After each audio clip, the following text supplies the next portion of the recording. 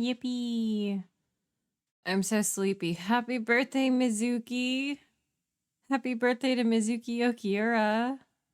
We love Mizuki in this house. I didn't have time to, I forgot about my little conspiracy theory bit, so I forgot to put that into a cipher, but it's okay. Happy birthday, Mizuki. Big yawn. I'm so sleepy. I don't know how much I will stream today because I'm so sleepy. I did so many things yesterday. I don't know if I talked about it on stream or if I was just talking about it like in the pre-stream with my fellow Great Ace Attorney streamers. I yesterday ran a D&D session, recorded like vocals I needed to do for 2 songs, and streamed the Great Ace Attorney. It's kind of a miracle that without focusing on it, it didn't really like strain my voice. But we still have the opportunity to do that today by playing a visual novel. All right. What's up? I don't remember Seven's voice. Check this out. We found this thing here on the door. The red light's on. Does that mean it's locked? So I would assume. Is there any other way out? I think you're gonna have to seek that, Junpei. We looked around a little. Other than this door, we didn't find anything. Can I spacebar for this? Or is it just hello? No, I think it's just click. So you're telling me that unless we can open this door... Yes, we won't be going anywhere. Junpei stepped away from the door and looked around the room. The room they were in looked like a bedroom. He figured the room he'd originally entered was the living room or whatever passed for one on a ship. All right, let's find a way to open this door. Come on, guys. It keeps catching me off guard that it's the same noise from Somnium. Seek a way out. Let's go. All right, time to look at all the things. I don't remember this part at all. It's possible that it already branched in the story from where I watched.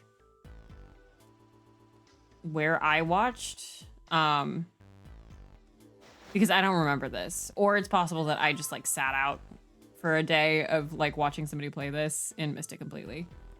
Do I remember any of the... No, that's not what I meant. It took Junpei by surprise. What? I don't know. Snake, usually so calm and collected, suddenly began to move.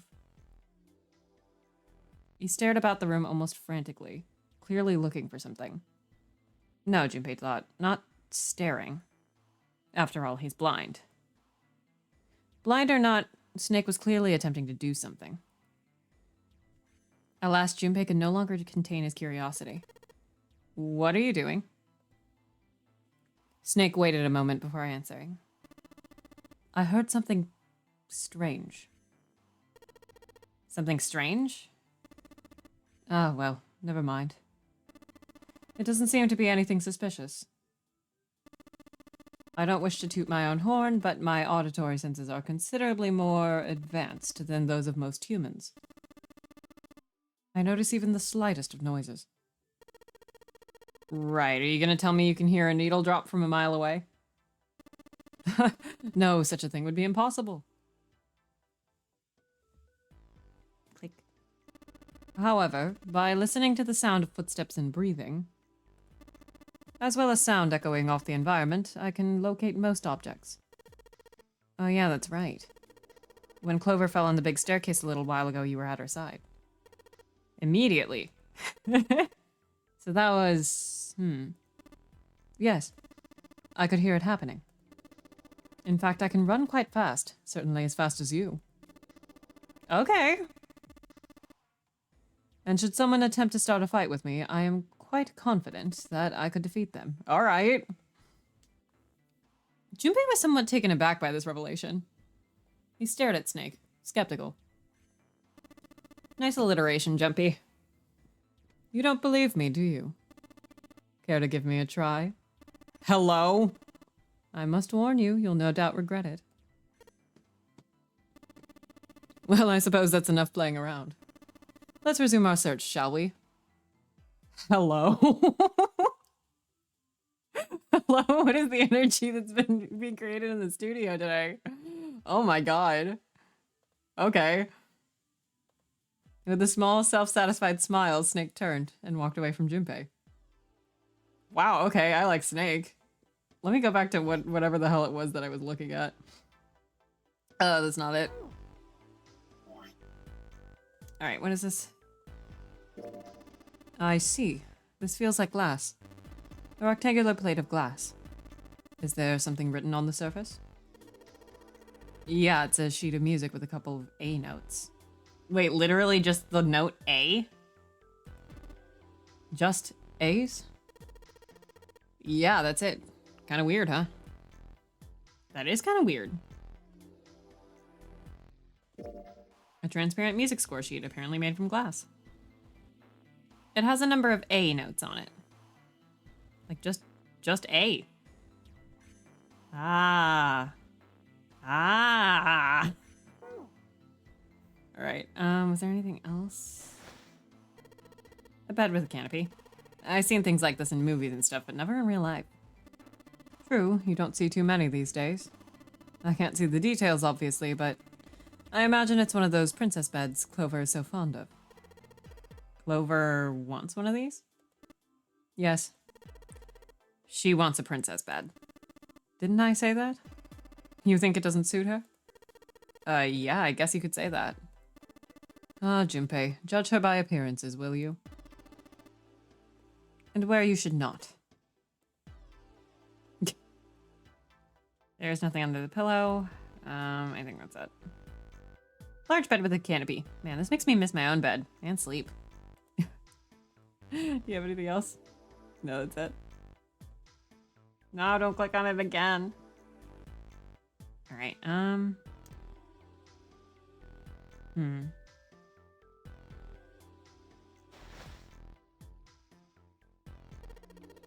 So this is the locking thing. It's flashing red. That's usually not a good sign. Is that a microphone? It looks like a satellite dish. Let me see. Well, judging by the feel of it, I would guess that we are meant to produce some sort of sound. And this device will sense it and unlock. And we got a bunch of A notes, which, you know, says something at least. Doesn't look like there's a keyhole in this door. True, but there's some strange device in lieu of one. Okay. Should probably look for something that makes sound. It's a white desk. Snake's rubbing it. This is a high-quality desk. Teak or perhaps mahogany. Wow, how can you tell? Oh, I'm fucking with you. It's a small round chair. Looks like it probably goes to the vanity.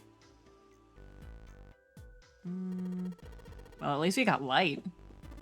What? Huh? What the hell, man? It's just a light. Of course. Huh? Oh shit, that's gonna confuse the shit out of me. Alright, bathroom. Well, the sink's clean. Any water? Nothing's coming out. We got the faucet on all the way, but I can't hear anything. And there we are in the mirror. What a pair. A college kid and a terrifying giant of a man in a beanie. Stuck in a cramped bathroom. With this beast of a man. What would my parents say? Huh? Something wrong, Junpei? You look real sad all of a sudden. No, nothing. Huh? Lights, huh? Nope, doesn't look like there's anything hidden here. What's that? Testing, testing. Hey, it's great to see you all here. I just flew in from New York, and boy, are my arms tired. Yes, thank you, I'll be here all week. Try the veal. That's not a mic, Seven. It's just a shower head. What the hell?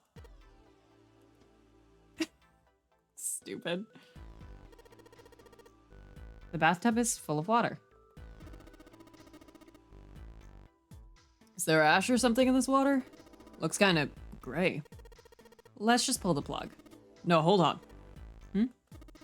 Maybe we can, I don't know, use it for something? Use it for something. I want to say, like, I don't know. I'm just basing off of a thing filled with water and notes. I'm like, is this going to be like a water glass match notes kind of thing? Huh? This faucet is really hard to turn. Man, doesn't matter how hard I yank on it, this thing won't budge. Hard for you to turn, kid? How about you let a man give it a shot?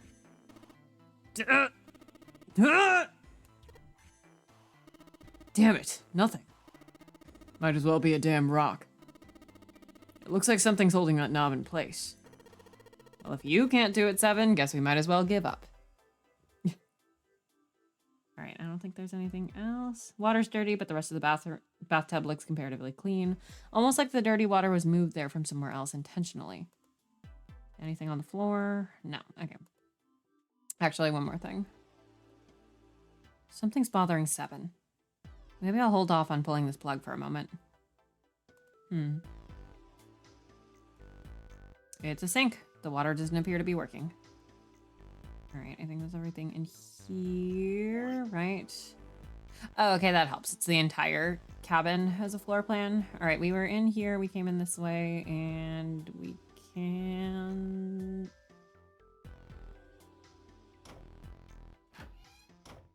go back over here, right? Okay. Yes, I understand now. There we go. Hey, Junpei, where are you going? Didn't we come out of that door? No point in going back there. All that's out there are a lock number door and a dead body. Or what's left of it. Yeah. God.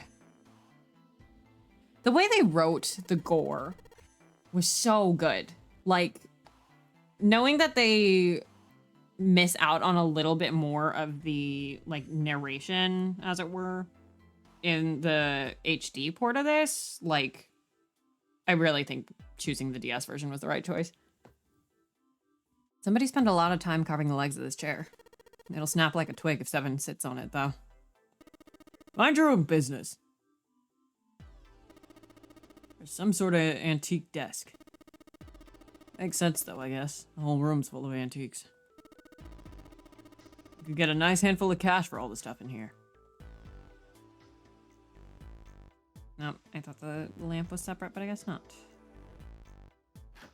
Oh, no, wait. Go back. Oh, this is the toilet. This is not what I was looking for, but I guess we're in here now. There's some toilet paper on the wall there. Nothing that looks suspicious. Toilet paper in a dispenser. It's a toilet. Doesn't seem to be anything in the toilet or the tank.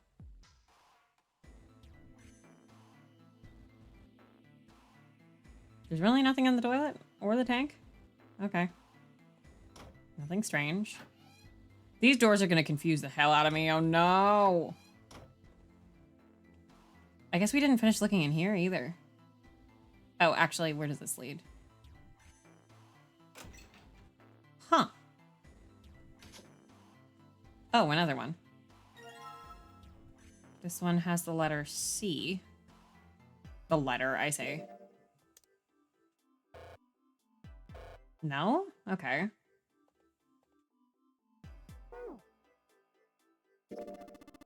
Yes, yes. Well, this feels like glass.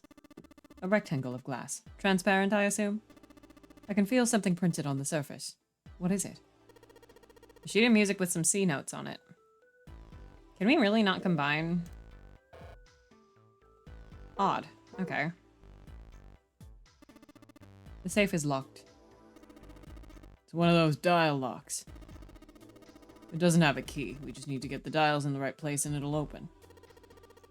Did you find anything, Seven? Nope. How about you, Snake? I also found nothing. There's nothing in here. Okay. So that's just a closet. A window. There's an iron plate nailed to it. Okay, I wish we could look at the window more clearly. Piano. What's this? This isn't a score. Is this a map of the ship? A map? There's a map of the ship here. Yeah. And I imagine it will prove very helpful. You'd best hold on to it, Junpei. Okay. It is now possible to use the map screen! Map screen. It can only be viewed during the story sections. It's entirely different in function from the bird's eye view mode. While on the map screen, you can examine a map of the ship's floor plan, which you will acquire over the course of the story. Cool. While you're there, you can scroll around the floor plan. Pushing the green parts of the floor plan will allow you to see the bird's eye view for that room. Oh, that's so useful. Oh, that's so nice. A piano keyboard. What is Snake doing? He can't play, can he? Piano is a pretty easy instrument to figure out, I feel, if you can't see. Like, there's not really as much estimation as you might have to make, I feel. Actually, I feel like most instruments, like, sight would not be the main hindrance. Zero escaping. Glad I only missed a little bit of it. Hi, Roof. Good morning. You mean it's out of tune or something? No, not that. It's properly tuned, just... Well, the sounds are clearly purposefully different. The C key doesn't yield a C, but rather a different note entirely. That's what I mean. Like, you can tell where C is just by feeling around. The same goes for the D keys. They play some other note. You can tell that it's not the right note, but you can't tell what note it is. Just count the intervals. The tricky bit would be learning all the music by ear since you can't read it, I guess. I feel like most people in my life don't know music by sheet music, though. Huh. Why do you think it's like that? Or they're like me, where you can read sheet music, but choose to ignore that. Isn't it painfully obvious? Zero modified it in some way. This piano, you see,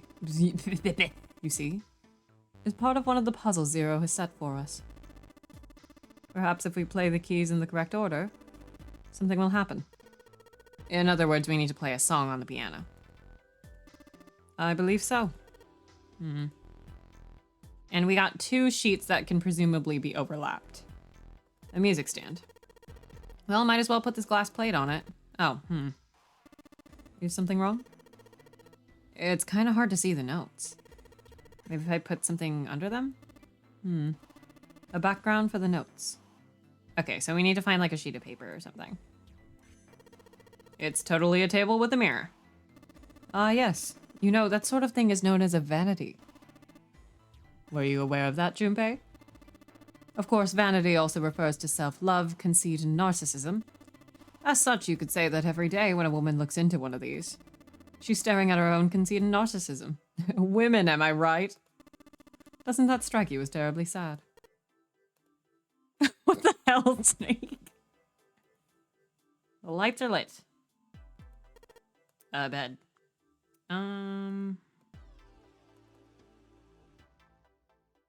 Okay, I think we got everything in here. I'm gonna go back through the bathroom into the other room. Oh wait, actually, this is the door we came into. The 9th man's body is on the other side of that door. Maybe I don't want to go out. Maybe I don't want to go out there after all. Snake hates women. Oh my god, this is so sad. All right, let me go back through this way really quick. I just want to like orient myself properly. Okay, bathroom door.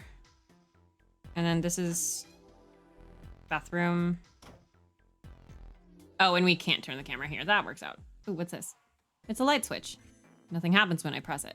Weird. Like, actually quite odd that it does nothing. All right, back to this room. Ah, piece of paper. There's a piece of heavy paper. There's a piece of heavy paper folded in half sitting on the table. Can I click it? Heavy piece of paper that's been folded in half. It has score printed on the front of it. Score. That's gotta mean musical score. If that's true, then the score we just found was probably in here. At least at some point. I was gonna say, it feels a little odd to list just one sheet of music as a score, but I feel like that's a case of the word score is written in English in both versions of the game. There are a couple of lights on the wall here. We already got that. We already got that. Chair. A chair with intricately carved legs. Oh, we already made that one. Made a comment on that one. It's a chair. Thank you, Seven. God, this is disorienting. Okay, hold on. Maybe if I... Cool. Same chair? There's an expensive looking chair sitting over here. Oh, what is that? Huh? There's something in the back. Let's see if I can reach it. No, we can't. Just a little... God damn it, that's hot. I'd highly recommend clicking on the bed a bunch of times. I did click on it a few times and get the comments about Clover. You're real smart, aren't you? Come on, of course it's gonna be hot. It's a fire. Even a monkey knows it shouldn't stick its hand in a fire. There's an iron grate in front of the fireplace. There's something behind it. A fireplace, huh? Don't see one of those too often. Aren't a lot of people these days with real fireplaces and real Aren't a lot of people these days with real fireplaces and real fires. Anything else? No. Okay.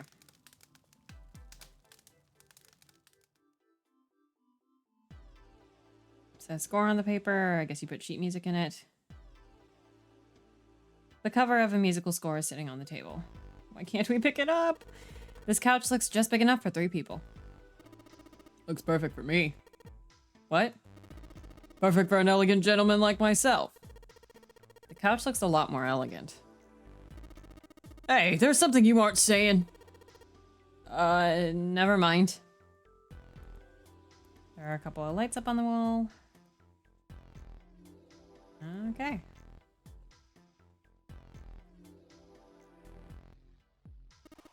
I get it. You're gonna use this vase, right?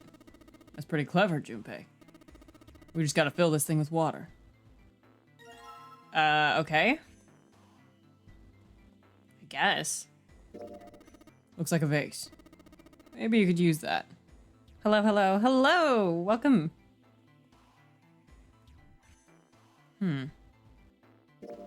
A vase. Could probably hold quite a bit.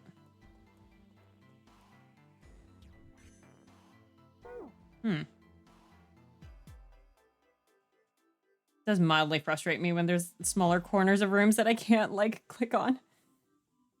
There was once a vase on this table. Okay. Oh, that's not the... It's a toilet.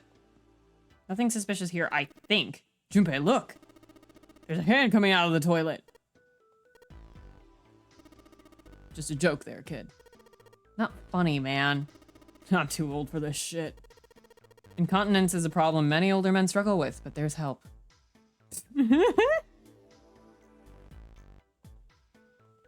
Some toilet paper and a dispenser on the wall. All right, I'm gonna pull off some of this toilet paper. Rolling, rolling, rolling, rolling, rolling, rolling. Hey, Junpei. I don't really think you need that much. Well, let's just wipe the slate clean then, shall we? Oh, he thinks he's so funny. Clean bathroom. There's nothing in the toilet bowl or in the tank. Yeah, but this room exists for a reason, doesn't it?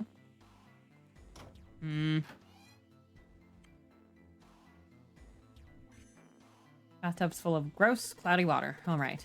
Shouldn't be too hard to fill this vase up. All right. Hey, Junpei, what are you doing over there? Only one thing to do now that you got that thing full of water. Come on, what are you waiting for? I don't know what we're supposed to do with it. What? Vase is full of water from the bathtub.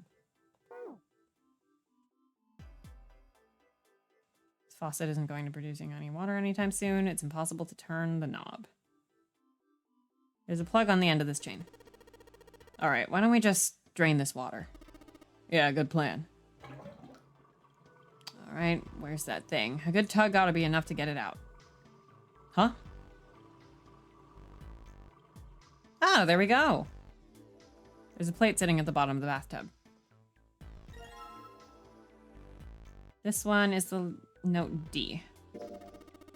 Transparent plate made of glass, yes? It's a sheet of music with a couple of D notes on it.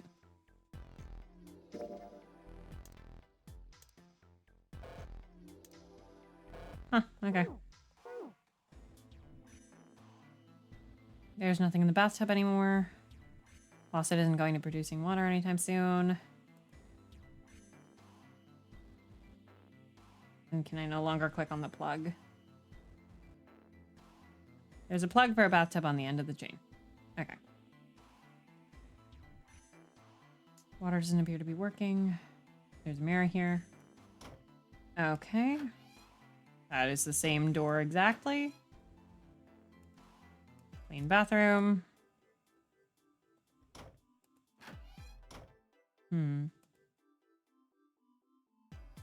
Can't see the notes very well with the glass being so transparent. If I just had something to slide underneath. The paper!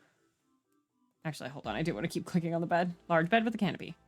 And this makes me miss my own bed and sleep. Damn.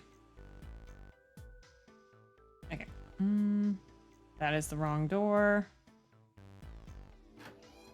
Back across we go.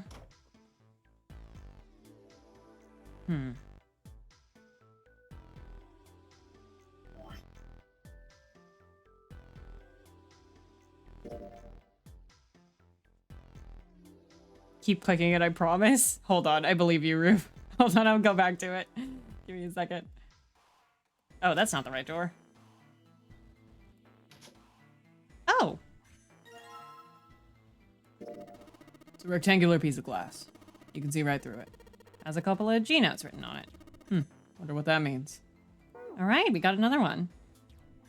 Nothing in here anymore. This is a suitcase made of leather the color of rich mahogany.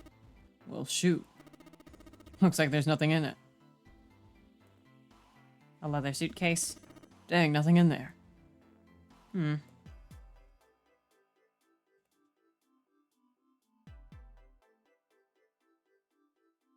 Okay, let's keep going to click on the bed. A bed. A bed. Junpei, I cannot help but notice your interest in the bed. Perhaps you're hoping we will spend time on it together? Oh, okay, I wasn't- alright, okay.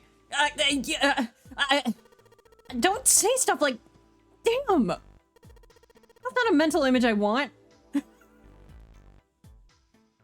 You sure, Junpei? It's a bed. I don't want anybody getting the wrong idea, so I'm just gonna leave it alone, okay? Christ. An upright piano. From the feel of the wood, it must be quite old. Thank you, Roof, for that. Christ.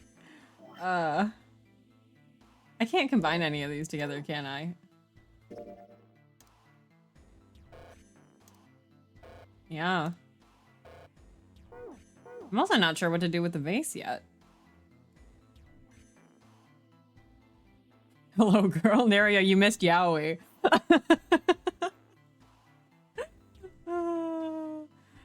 Have you examined the bed? You literally just missed it by like seconds. I'm so sorry.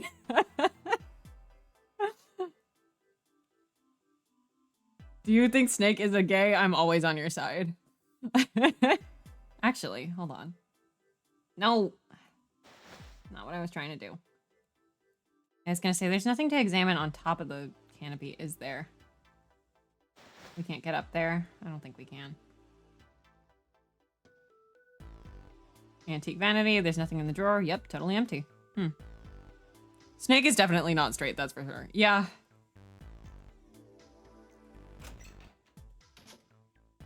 Okay, we already looked in here. There's nothing in here. Oh, we didn't get to, like, look at the safe, did we? We won't be able to open it unless we know the right numbers. Alright.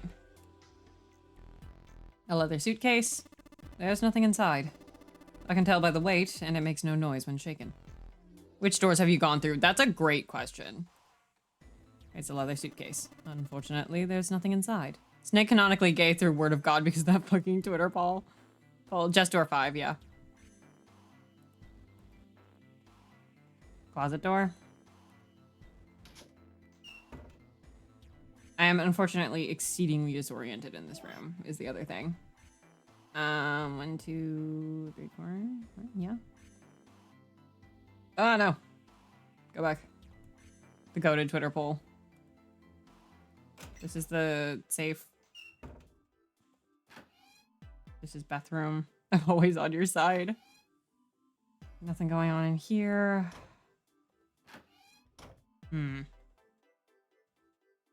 Old-fashioned desk adds a little class to the room. The cover of a musical score is sitting on the table. It says score on this paper. I guess you put sheet music in it. How do we get into the thing back here? Did you know that happened 4 years ago? Where am I? Jesus. Oh, this is literally the how to play game part. Escape tips? What does that mean? Pushing the bottom screen to... Oh.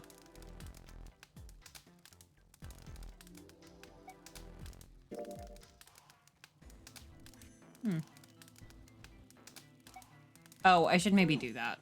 Hold on. No?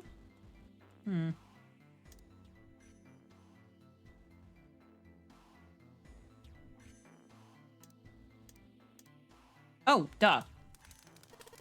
All right, time to put this fire out. About time, buddy. Let's do it. Here we go. Good job. Another success. That fire didn't stand a chance. Yoink. All right, I'll just pull this out now. Don't want to get burned, so let's pull down the sleeves. Score plate. There we go. It's a ceramic plate of some kind. Looks like a blank sheet of music. Can I... No.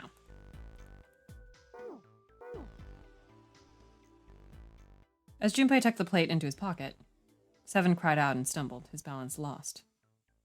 He threw out a hand and caught the wall in time to steady himself and avoid the floor, but his face was flushed and he looked startled. Hey, Seven, what the hell was that? Are you alright? Yeah, I'm fine. I just felt a little dizzy, that's all. You ever get so dizzy you just scream? Seven rubbed a couple of fingers across his brow, then shook his head as if to clear it. What the hell's wrong with me?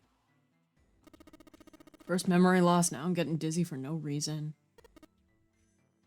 Huh? Memory... loss? .jpg? Junpei couldn't hide the surprise in his voice. Seven, for his part, seemed unconcerned. Right, I guess I haven't told you, have I? Told the rest of them, but that must have been before you showed up. Well, long and short of it is that I don't remember Jack from before I woke up here.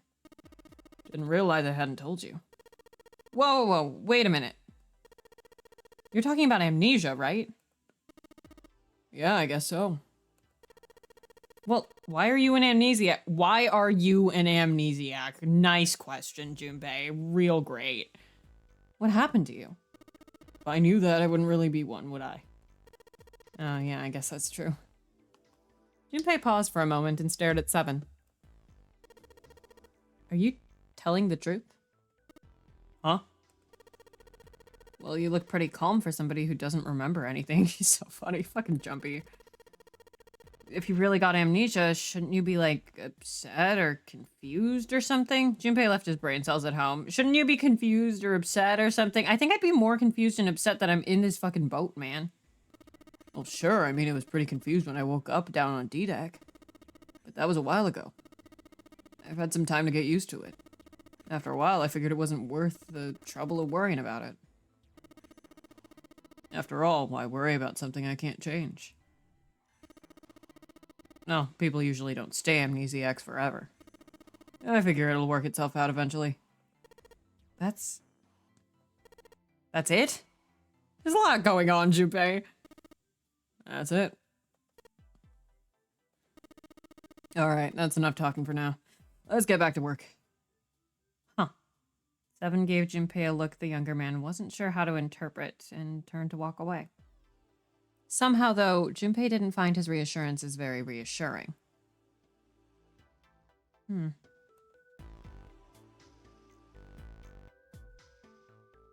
Junpei, a man exploded.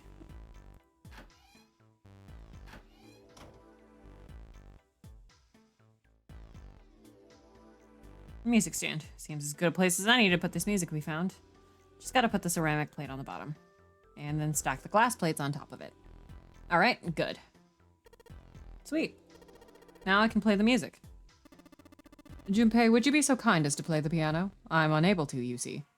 You just did!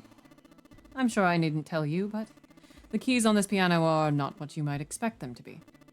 C won't be C, D won't be D, and so forth. You must listen carefully to determine which keys to strike. Do you understand? Yeah. Alright, let's give this a shot.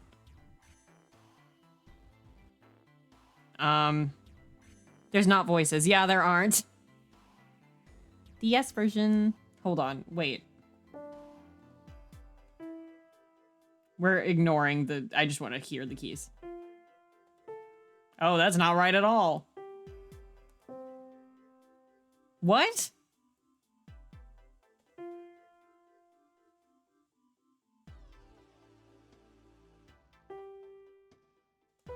Damn it. Oh no. This shit pissed me off. Why can't they just tune their piano normal? Oh no, this is gonna be bad.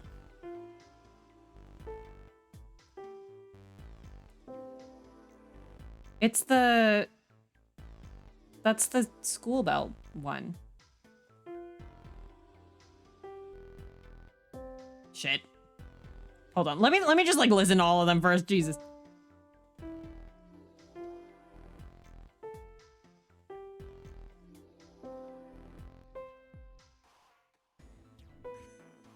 Okay, what do the black keys do?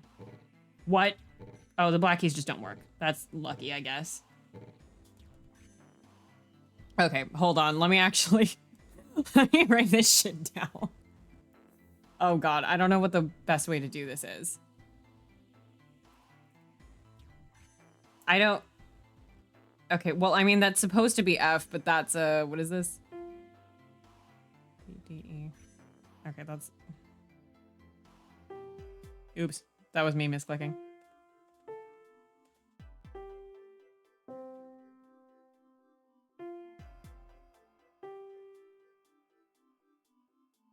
Shit. Worse than the piano at my old high school. Worse than the piano at my old high school. I don't even know how to write this down to make it make sense. Okay, I'm gonna write on the left is F, and on the right is like what the actual fucking... Okay, I'm gonna write the staff notes down, and then I'm going to fill out what note they actually are on the piano. Thank God I at least know like what the notes are. Okay, I have to count, but it's fine. Okay, what is that? A? A is actually... Why did I write the number 3? E. A is... What is that? Me when I was doing an escape room in real life once, and you were supposed to do another clue to have numbers show up on the piano keys so you would know what to press, but I can just read sheet music like a normal person. So here's my problem, is I grew up learning alto clef because I played viola, so my treble clef is a little shaky. Alright, hold on. Do, do, do.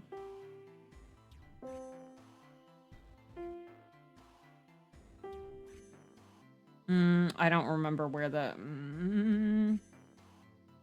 Oh, this is gonna be a lot of me staring at this in silence. I apologize. Hold on.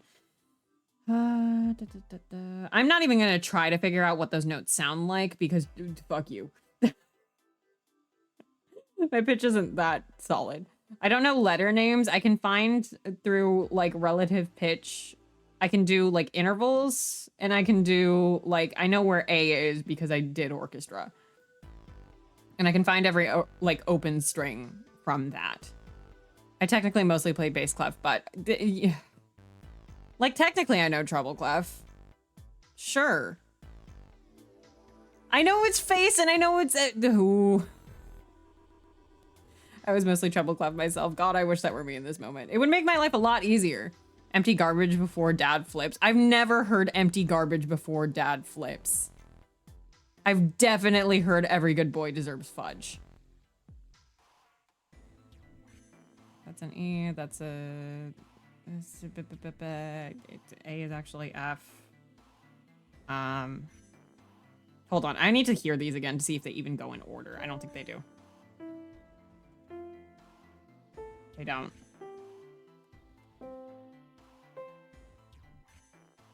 I'm just gonna try this really quick.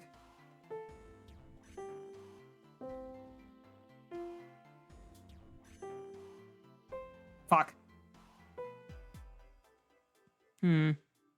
Growing up, we learned every good bird deserves fruit. I definitely heard every good boy deserves fudge. Okay, that one's... Maybe it'll be easier if I just, like, write down... I'm gonna draw myself a picture. I think that's the solution, is I have to draw myself a picture of the keyboard and write down what the actual notes fucking are. Oh my god. I have to allow that. Okay, every Game Boy doth fuck was another. That's the... I had to permit the term Game Boy. Okay, hold on. Oh, this is the wrong pen to use. Christ. Okay. Very shitty piano drawing. Let's see. Okay. World's shittiest piano drawing is being made. Cool. Thank God the black keys don't work, because if I had to like add in semitones to this, I would scream. I love how like knowledge of music isn't helping me in any way, probably.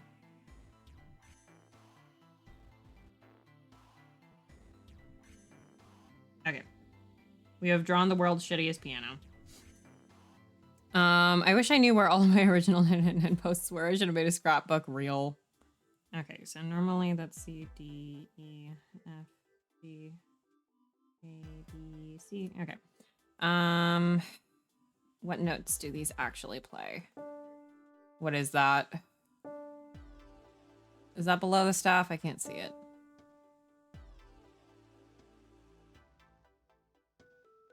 Is that D? Yeah, it's mostly just memorizing which ones to hit. Yeah, okay. So that's D. Wait, what? Oh, I clicked the wrong one. Okay, yeah. D. That one's actually E. Okay, that one's actually F. Puzzle where knowing how to read sheet music makes it harder. No, literally, I'm gonna need like 3 lines of notes. What is that, G? Okay. Wait, no. That can't be right.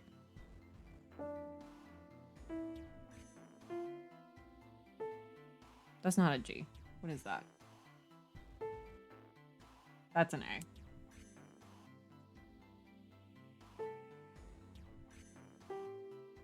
That's a G.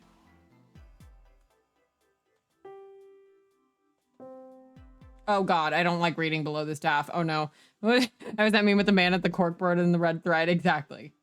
What is that, C? Yeah.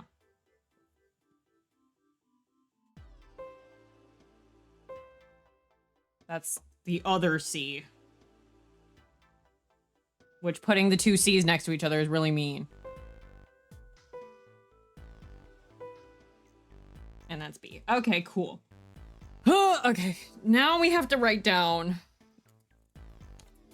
what all the notes are on the staff so that I can play them according to what the piano is timed to. This will go faster. So that's F. F, A. Here we go. Lower C. F. G. A. F again. A. F every... Okay. G. That's C. Thank God the only things that are, like, below the staff are C. Oh, God. See, G. What if you drew the staff and put a number where each key numbered left to right is? Yeah, see, well, I'm doing this now. G, okay. And then F. Okay, cool. I'm gonna try this. There's a solid chance I get it wrong because of how I wrote my notes. We'll see what happens.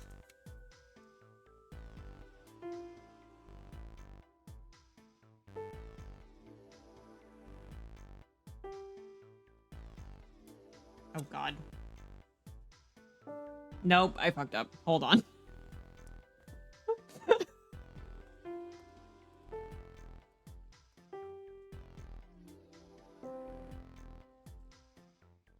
Well, now I know where I fucked up. What number is that?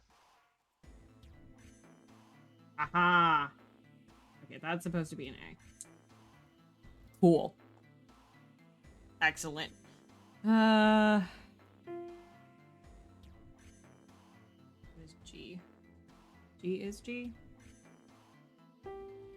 Cool. What the fuck is A? F. This is so rough.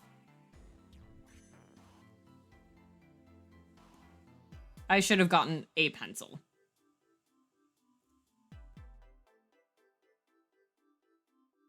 Yes.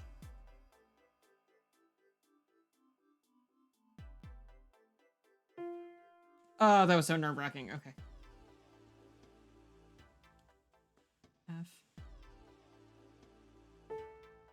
It's so long, too, as a puzzle. I'm so scared. Okay, G is actually G. Right? Yes. Christ. Okay, C below the staff is A, which is so mean. Okay,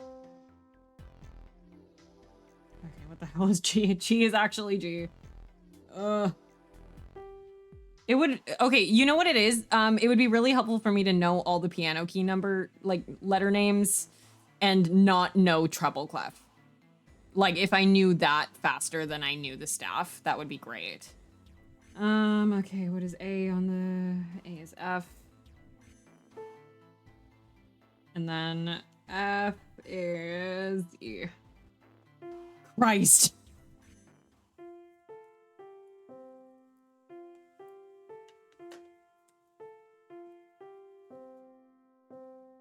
See, I knew what it was supposed to be playing the whole time. It didn't help. And we're done. Music is not my forte. Wait, what was that noise? Good lord. Junpei. You know what we could have done? You know what we could have done? We could have been like, hey, you know what this sounds like it should be, Snake? Can you play the little school theme for us? We did it. Looks like it worked. I heard something unlock over by the exit. Let's go. I'm gonna, like, save my stupid little post-it notes that I do from this game. I always remember D is the white key that's between the two black ones, and then I fill in everything else. Yeah.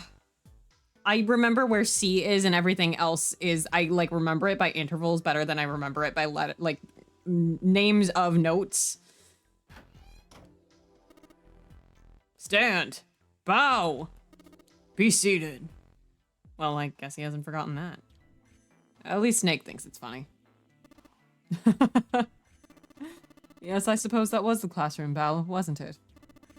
I don't imagine that's what Zero was thinking of, however. I think that's exactly what Zero was thinking of. What else would he be thinking of? No, Zero almost certainly meant to suggest Westminster, not middle school. Okay, fine.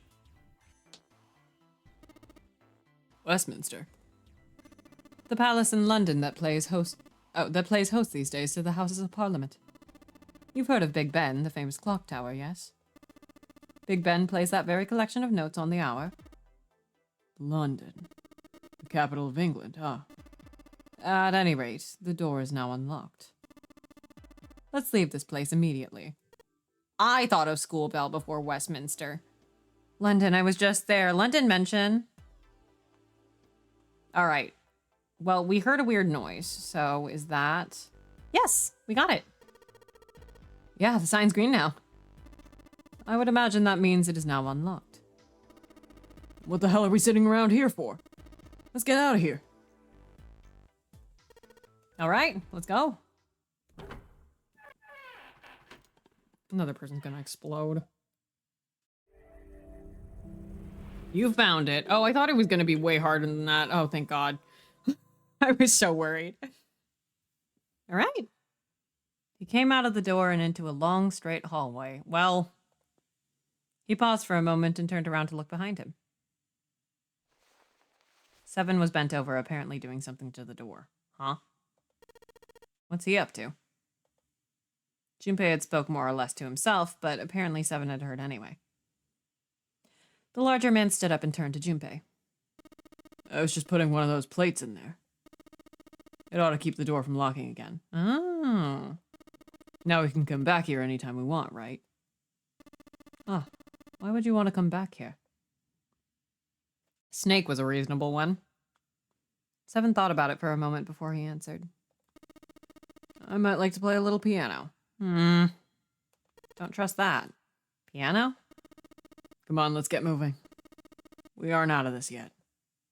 I don't trust anyone, mind you. Especially given what I know about the, identity of certain people. I don't trust shit. Without waiting for an answer, Seven started off down the hallway. I also, having played Somnium Files, think it's possible to, I think it's possible for, in, one direction, every single character to be, a bad person, but in another direction for them all to be good. I don't know. I'm not really expecting anything concrete with these characters yet. Snake shrugged, sighed, and quietly followed Seven. That's a lie, Junpei thought to himself. He had difficulty enough believing Seven could play the piano. Junpei! Stop being rude. But even if he could, the piano they just left was largely useless. The keyboard completely scrambled. If Seven wanted to come back, it was unlikely he intended to do so in order to play the piano. But if that was the case, why would he want to leave the door unlocked? Junpei frowned, took one last look at the door, and then walked away towards his companions. After some time in the hallway, they emerged into a larger, more open area. Oh God, my settings. My settings window. Ah! Christ. Oh! A large metal grate, like the door of a jail, divided it in half. They shook it for a while, but as they had expected, it did not move.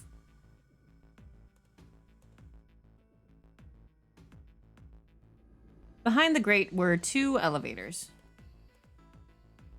Wait, there we go. From so far away, however, it was difficult to tell if they were still operating. On the left side of the grate was a door. Unfortunately, however, it was locked and refused to open. Junpei took a moment to examine the left side of the room. Next to the wall was a set of stairs leading downward. Standing guard at the top of the stairway was a large iron gate. Foreboding as it was, the gate seemed to be the sort that could be opened, unlike the metal grate that bisected the room. With luck, Junpei hoped he might be able to get it open. The female symbol? It's Venus, Junpei. He wasn't quite sure what to make of it. Snake, naturally, was somewhat more sure. Ah, the Venus symbol, I imagine. Do you recall the similar symbols near the large central stairway? They reference many of the solar bodies. Sun, Saturn, Earth. So as you can see, that one is likely not the woman symbol, but a Venus symbol. So I assume.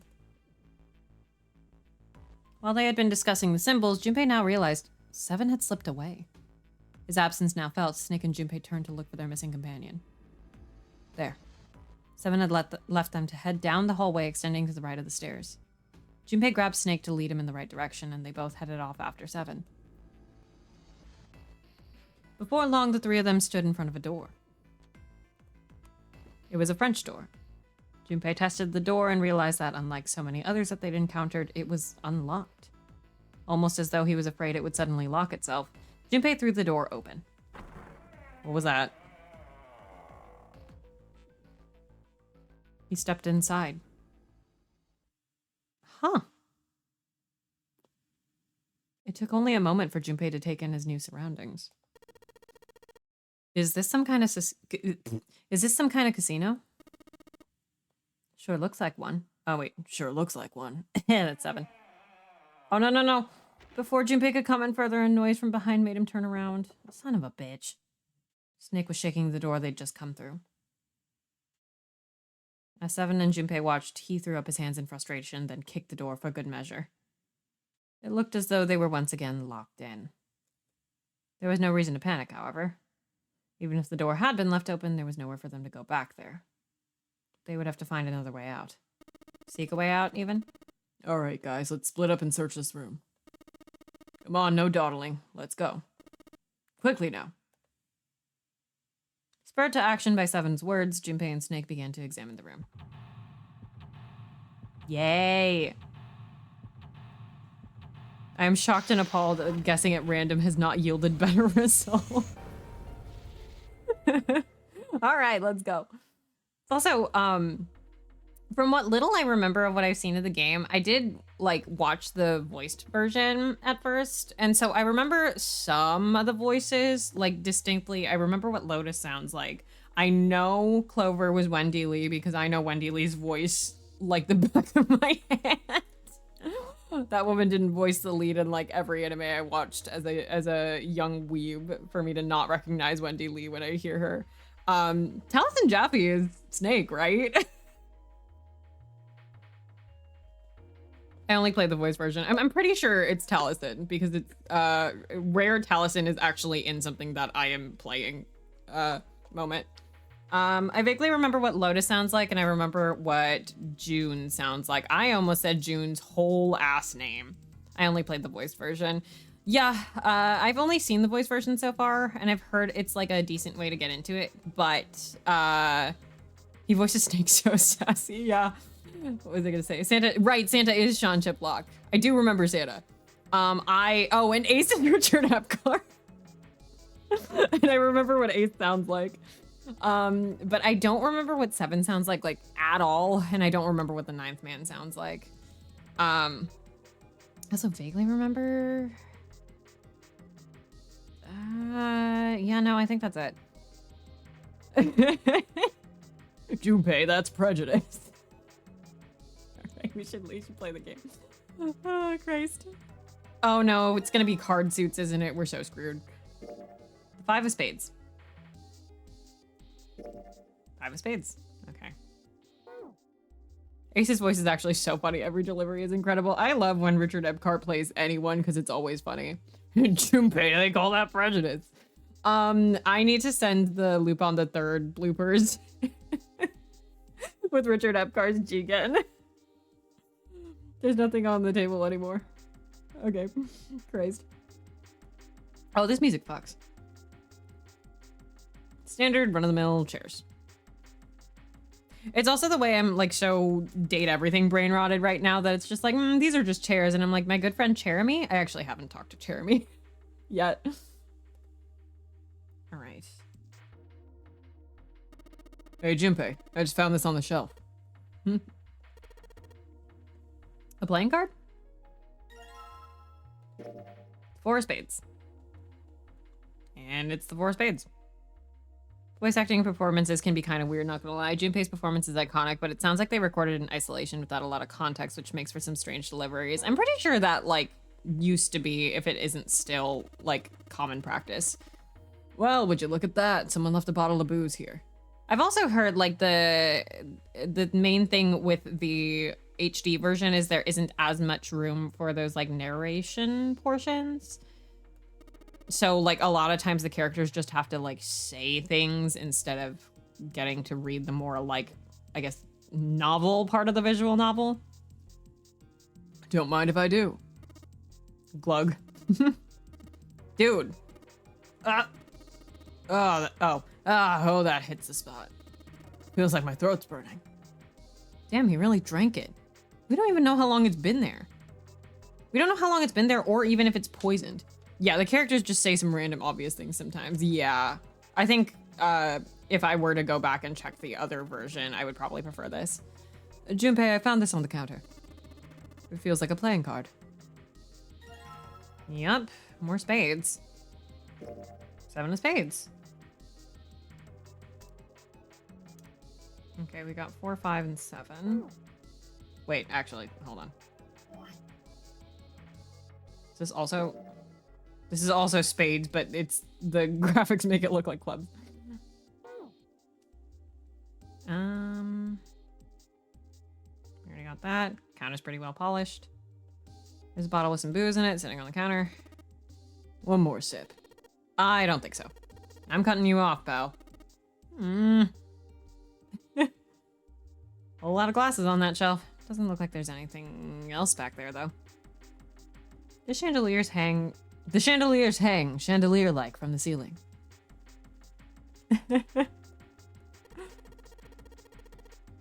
That hat makes you look like you got candle ears.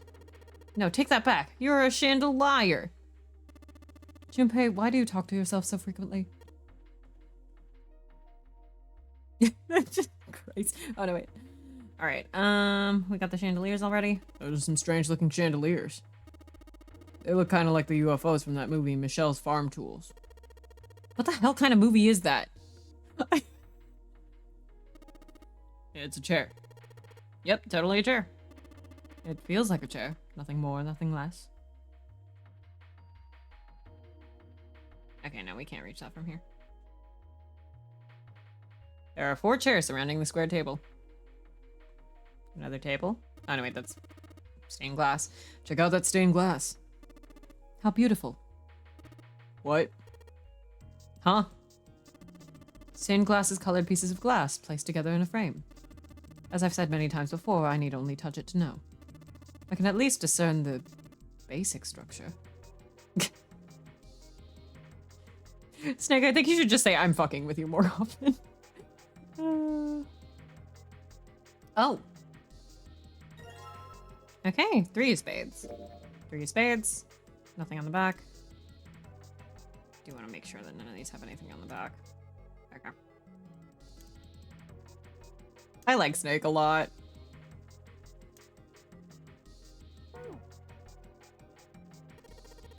Wow, this place is like super amazing. What's this place for? Probably for playing Baccarat. Looks a little off though. Oh, was that Junpei? I don't know. Yeah, look at the middle of the table. There's something mounted on it, see? Something mounted in the center of the table. Snake is my favorite 999 character. Suddenly, Seven began to speak. Ah, Baccarat. You ever played Junpei? Junpei shook his head. He had barely even heard of the game. Yeah, I have no idea how to play Baccarat, so if we need to know that, I'm fucked. Alright then, how about I explain the rules to you for a bit? Oh great, we got info dump! See, Baccarat is kind of an unusual game. You got the banker and the player, and the whole point is that, you guess which one's gonna win. Yakuza 0 flashbacks? Thinking about how in the not DS version you can basically turn off all of the bottom screen narration and never have any clue what's going on, and I don't know why they let you do that. You know, for the visual novel players who, like, don't want to read, I guess. And whether the banker or the player wins all depends on their hands. The way each hand works is different from other games, too. So you take the number from the ones place after you add up the value of all your cards. I am already lost. Whoever gets the number closest to 9 wins. If your number is smaller than your opponent's, you lose. And that's it. That's the explanation. Got it? Well, actually, there's a lot more to it. Strategy, details, that sort of stuff. But what I just told you sums the core game up pretty well. The single digit of the sum of all the cards you have. The strongest hand is a 9. And the weakest hand is a 0. You just ignore the number in the 10th spot. You get it? He hadn't been asked for it, but Seven's explanation, rough though it had been helpful. Although he'd only half understood most of it, Junpei now felt as though he had some grasp of how victory was won in Baccarat. However, Junpei had no way of knowing if the puzzle in the Baccarat table in front of them made use of those rules, and if it did, in what way. No problem, he told himself. He would simply have to try everything he could think of. Feeling more confident, if only slightly, Junpei approached the Baccarat table. It's like Oito Kabu, but it has to be 8 or 9 or a 6 sometimes, or if you tie, it's also different. And also, oh, this is just like, in Cabernet, you can play blackjack, but different. I can see the playing card behind the thick glass case. It's the 8 of spades. Hey, Seven, are we really supposed to play Baccarat? It's a Baccarat table. What the hell else would we do? I mean, we did just play a really fucked up piano. Stop worrying about it. It's real simple. What's the opponent's hand? Well, there's an 8 in that glass case. All right, then that's your opponent's number. That's the case. What 3 cards do we need to get that number? 3 cards? There are a couple of indentations with white lines around them, right? Those mean we gotta put down 3 cards. So, place 3 cards here and defeat the opponent's 8. We're trying to get to 9? That's what I gotta do, I guess. Yeah, I think so. Something tells me those aren't the only rules. Alright, let's give it a shot. Before I start, I'd better make sure I've got the rules straight. There are 3 empty indentations. I just gotta pick a card and play it. Digital root, but worse. It's digital root, but you ignore the tens place, right? Just poking my head in. Have we managed to escape any zeros? We've escaped at least 1 0. I figure if I put them in the right spots, something ought to happen. All right, let's give this a try. What do we have? 7, 8, 9, 10, 11, 12. Nope, that's worse. 7, 8, 9, 10, 11, 12, 13, 14. 14 is worse. 12, 13, 14, 15, 16 is worse. It's 5. It's actually probably easier than digital root because it's just the ones place. Yeah. I guess I'm just gonna keep guessing and checking. 4, 5, 9, 10, 11, 12, 13, 14, 15, 16. We can get 16. 9, 10, 11, 12. Fuck. 8, 9, 10, 9, 10, 11, 12. No, 8 plus, what's 8 plus 7? 17. Fuck. Random bullshit, go! No, literally. Why are you making me do math and like more than the digital root? Christ. Okay. It is an 8 that we're trying to beat, right? Are there more cards that I'm missing? God, I hope there's more cards that we're missing.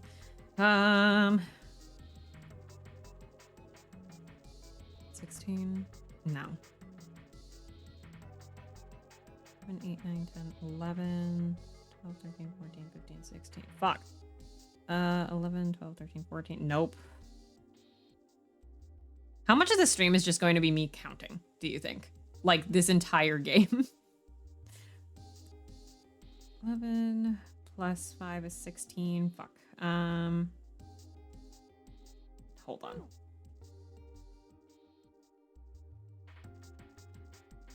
Really quick. Oh, shit. We gotta turn me upside down. So here's the problem about getting rotated with this model is I'm not entirely sure how I want to go about it. So this will be a journey for all of us, I think. Yeah, I think that's the way we do it. Hold on. How do I... Hold on a minute. All right. There we go.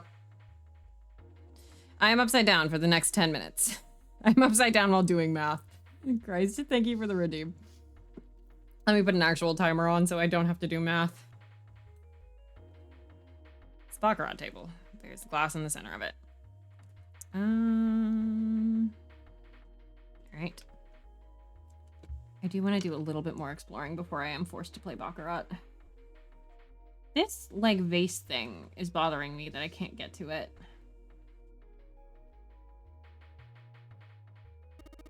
Well, at least this one isn't lit like the one in the first class cabin.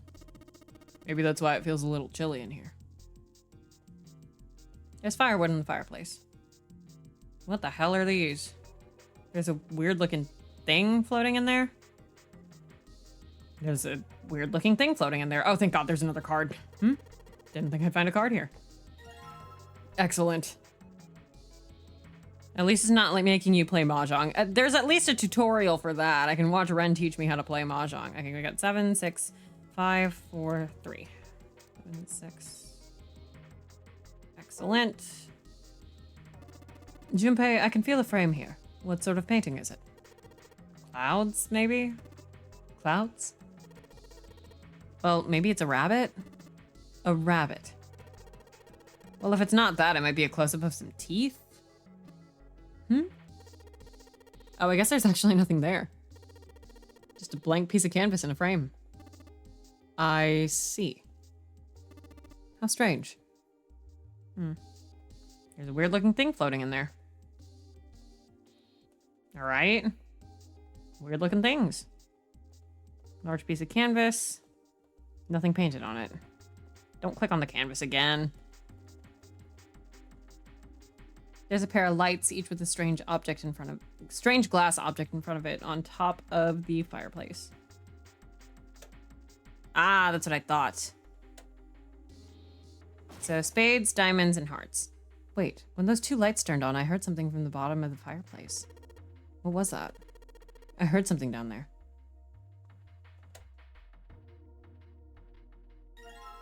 Huh. Coin bag. There are a whole bunch of coins stuffed in this velour bag. Look at all those coins. Perhaps these coins will allow us to convince the machines to move. Cool. This door is shut tight. Yep, won't open. Well, at any rate, this gate is very impressive. It feels like granite. Seems to be elaborately decorated in several places. A shame I cannot see it. Chair goes to the poker table. Feels really soft. Considering how often Zero Escape goes off on these wild, rambling tangents about random nonsense, I wouldn't be surprised if the game went out of its way to give an extended explanation on the rules of Mahjong. Real. The Baccarat explanation was already very long. Slot machines. Well, this seems to be a slot machine. There is a slot for coins on the upper left side of the face. Perhaps we should put the coins we have recently acquired in there? So, hold on. That one says 1, 2. There's a plate on it that says 2. Heart, spade, and diamond. What do you mean? The symbols on the reels. Oh, those are called reels? Now we know. They're the same as the playing card symbols that I saw over the fireplace. While standing in a freezer, Jumpy, have you ever played Riichi Mahjong? But this is different. Junpei, are the reels the only place where you see the symbols? Huh? Don't you think that the symbols might be found in other places as well, apart from the reels? Hold on. It says 1 on the plate. Yeah. Yeah. I want to look at the, oops. I want to look at the last one. Plate says 3. This is the main body of the slot machine. I believe I felt a coin slot on the upper left corner. Junpei, why don't you try? Give me a second. Hold on a second, Snake. Damn it. This isn't exactly working out the way I expected. It's locked, isn't it? Is there a keyhole? If there is, I can't find it. Well, there must be some way to unlock it. Let's look around a little more, shall we? There's a thick stone gate here. The lights shine with a bright yellow glow. Hey, Junpei, you really think you got all the cards we need for this one? Ah, hell, I guess there's no harm in trying it anyway. No! It seems the card is attached to the panel. And attached very well, it seems. If you don't mind, what sort of card is this? Ace of Spades? It's a playing card. The Ace of Spades, in fact. And this says 9.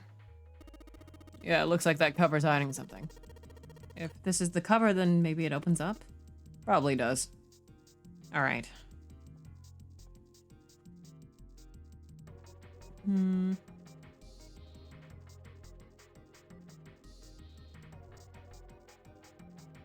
Let's see if I have enough for the Baccarat table now. Before I start, I better make sure I've got the rules straight. There are 3 empty indentations, I just gotta pick a card. Okay. Let's give this a try. One more time. What is that? 13. We're trying to beat an 8. What happens if we tie?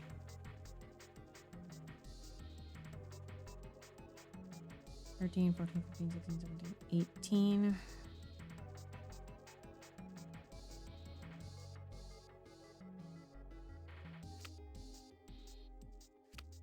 Let's just find out what happens if we die. Oh, it worked. All right, if I just put down these 3 cards. Yes, open for me.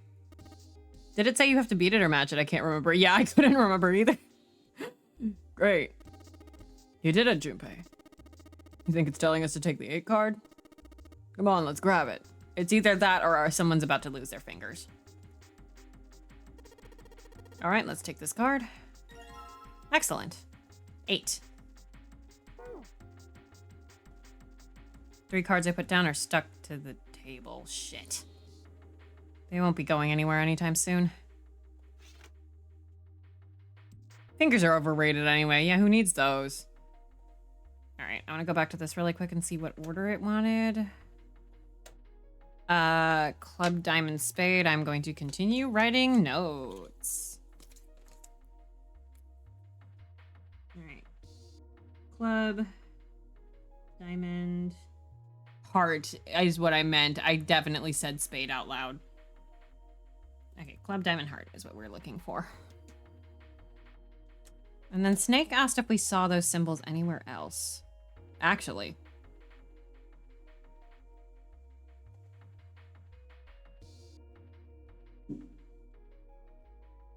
Well, these are diamonds.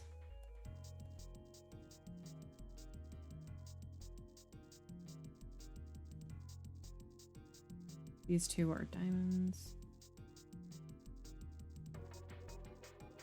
This hilariously looks like these little round bits look like it could form a club.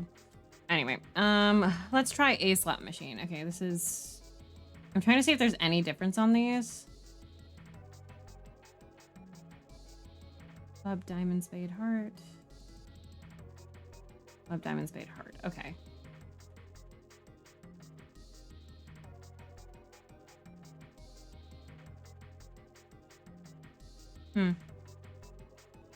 Main body of the slot machine. There's the coin slot on the upper left.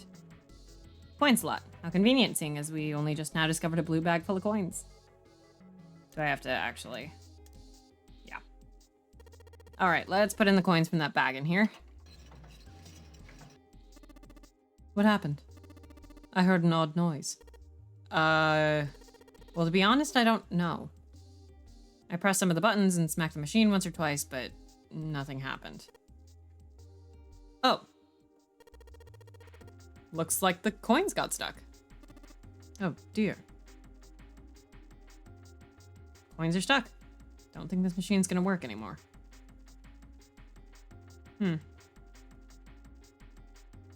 Yep, okay. This is a stand for the slot machine. I don't see anything suspicious. Slot machine stand. I don't see anything suspicious.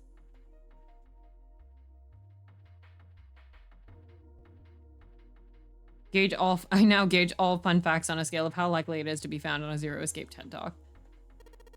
All right, let's drop this coin in the coin slot. Come on, you little bastards. I only need 1 of you. All right.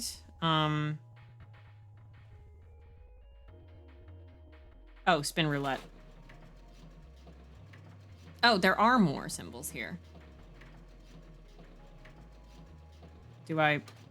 Shit. Oh, no, wait, I did that right. Okay. Fuck. Well. Can we just keep going?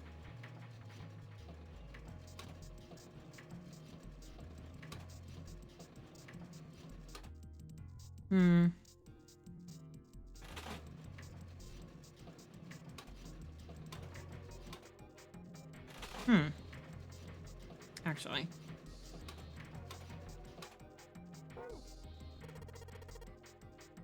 This is a tough one.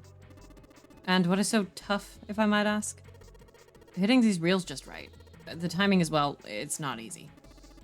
I don't believe you need to hit them just right. Huh? Okay. In the meantime, my turn upside down timer. I can't stop losing! Let's go gambling! Aw, dang it. Aw, dang it. Hold on, let me spin back around because my timer went off. I'm also now allowed to have the rest of my body back. There we go. Hold on. Where's the edge of the... There we go. All right. Oh, actually, that's too tall. I'm covering up the chat. There we go. All right. I want to look at this last one. This is the main body of the slot machine. Junpei, you do know what to do, yes? I got the symbols for heart, spade, and diamond here. Junpei, perhaps you should be more careful in the future. You got the coin stuck in the machine on the left. Please don't make the same mistake again. That would be bad. I know that. It'll be fine. Jerk. I'll put this client in the slot and that'll show him. It's gonna get stuck again. Huh? Oh, that's weird. Do you intend to lock us in here? It's not my fault. The coin just got stuck all on its own. Oh boy. Now that the coin's stuck, the reel won't even move. Coins are stuck. Don't think this machine's gonna work anymore. This is the stand for the slot machine. Nothing suspicious here. Okay, cool. So I got the symbols for heart, spade, and diamond here. Snake said the symbols might be somewhere other than the reels. They were on the little buttons. Main body of the slot machine. There's the coin slot on the upper left. Slot machine stand. I don't see anything suspicious. Damn it. Time to try again. Like... Oh, wait.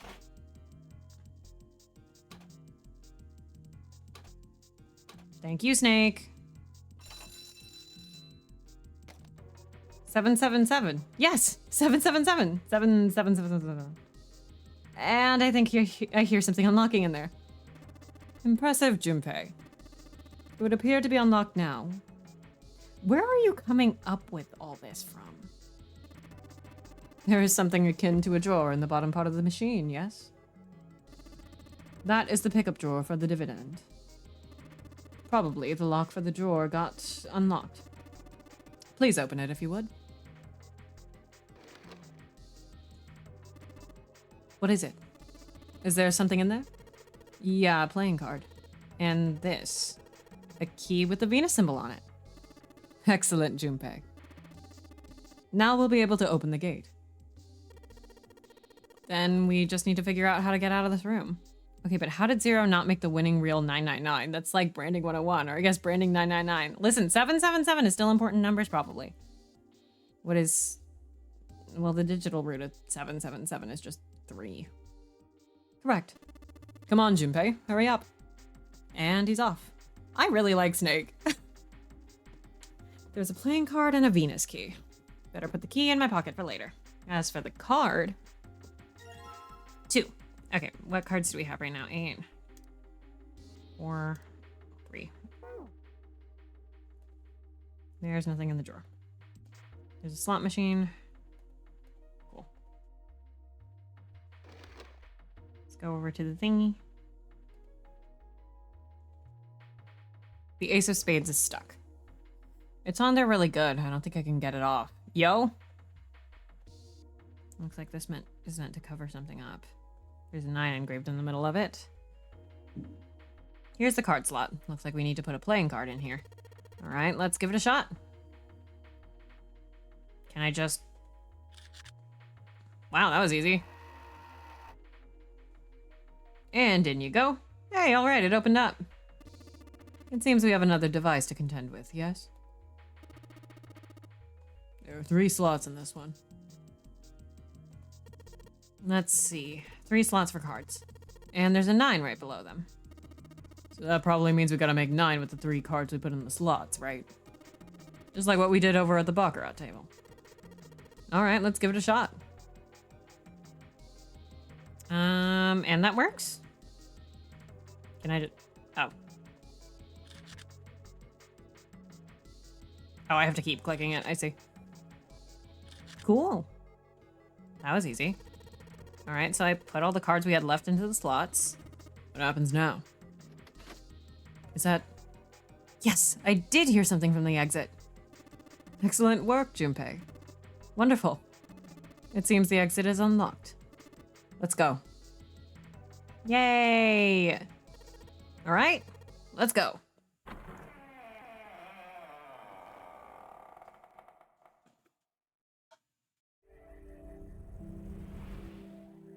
You found it.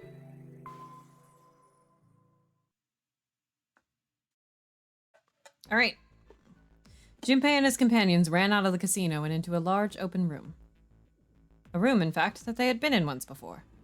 There was little to surprise them there. They already knew what their next step had to be. Venus key. The iron gate still stood in place, locked tight, blocking the stairway. In the center of the gate was the keyhole engraved with the Venus symbol. This time, however, Junpei had the Venus key in his pocket. Wasting no time, he pulled it out and shoved it into the keyhole. That's a way to say it. He turned it. With the distinctive sound of metal on metal, he felt the lock click open. Yeah. All right, let's get this thing open. No problem. Let me help with this one. Junpei grabbed the handle on the left side and Seven took the handle on the right. On Junpei's signal, they both pushed and the gate creaked open. Yeah. It sounds as though you've opened it. We should be able to search C-Deck now, I imagine. Snake, are you gonna be alright? I mean, the stairs. Please do not do yourself the embarrassment of underestimating me. I would be unlikely to trip even if I were running backwards. I really like Snake. Happy Zuki Day! Hello! Good to hear. Let's move. At Seven's words, they leapt onto the stairs and jogged quickly down them. In no time at all, they found themselves on C-Deck. Junpei ran down the stairs a little farther in hopes of checking on the deck below. When he reached the water, he called back up to Snake and Seven. Just what I thought. D-Deck is completely underwater. Just like the bottom of the central staircase. The surface of the water below them was flat like a mirror. That it had not changed too greatly since they'd last seen it was a great relief. Junpei quickly retraced his steps and headed back to C-Deck. In front of the stairs were a pair of elevators. They appeared to be identical to the ones from the upper floor.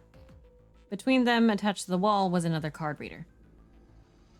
Oh, is that one Pluto? And next to that was another strange symbol. Hey, check it out. It's the symbol for Lotus. What? See, it's got the woman symbol and then it's got devil horns, right? Yeah, I see it. No two ways about it. That was a pretty good one, kid.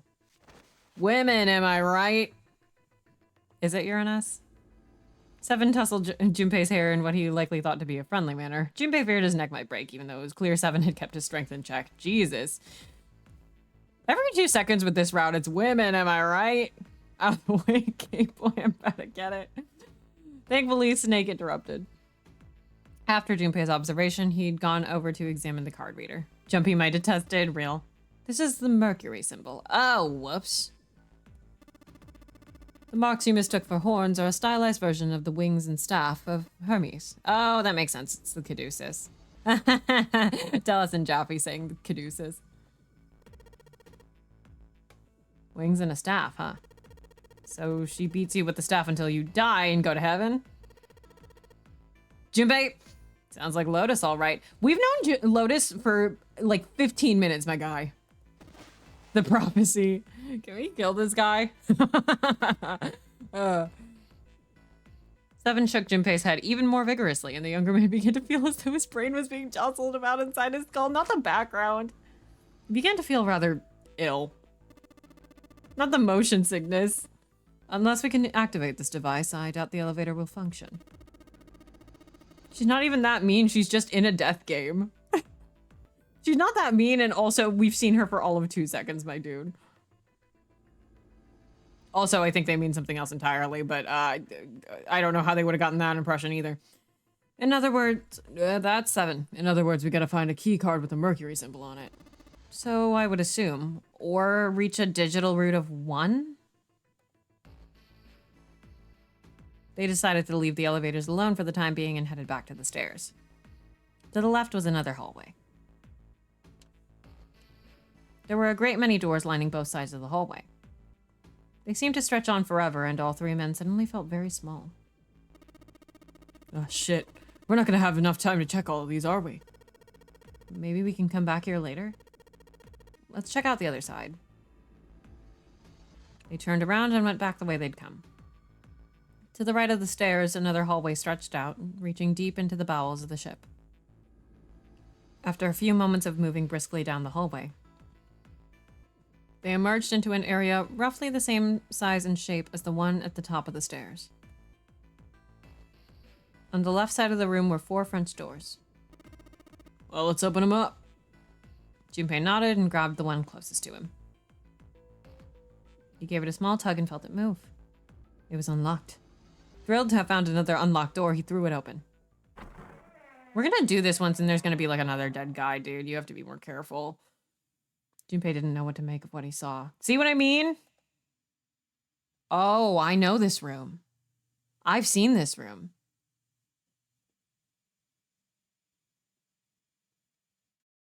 He simply stood, unable to speak. Seven's eyes opened wide and his mouth gaped. After a few long moments, Seven at last managed to speak. Hey, what is this place? A massive room stretched out in front of them, more a cavern than a room. Its vastness was oppressive, and it bore down on Seven and Junpei. It was not empty, however. The entire room was filled with lines upon lines of beds. They were simple things, little more than pipe and thin mattresses. Is this a hospital? He had at least been able to put a name to the harsh scent that pervaded the room. The room was full of the clean smell of antiseptic solution. In the center of the room were shelves stacked with medicine and a number of medical devices, the function of which Junpei did not know. More importantly, however, on the back wall of the room were 4 doors. 3 of them were emblazoned with large single-digit numbers made with thick red paint. What is our digital route right now? Junpei is... Shit, what number is Junpei? I'm doing great. The door on the left was labeled 3. The second door from the left had no number. Okay, he is 5. Junpei is shit correct. Goddamn. Okay, we got 5, 6, 7, 14. Oh, so our digital route right now is 5. Okay. The second door from the left had no number, but the third had been given a 7. The door on the right bore an 8. There could be no doubt. They were numbered doors. It did strike Junpei as strange, however, that the door between 3 and 7 should be blank. What, he wondered, could it mean? Let's take a look at these doors. Let's look at the door. Yeah, good idea. The 3 of them had threaded their way through the beds towards the back of the room.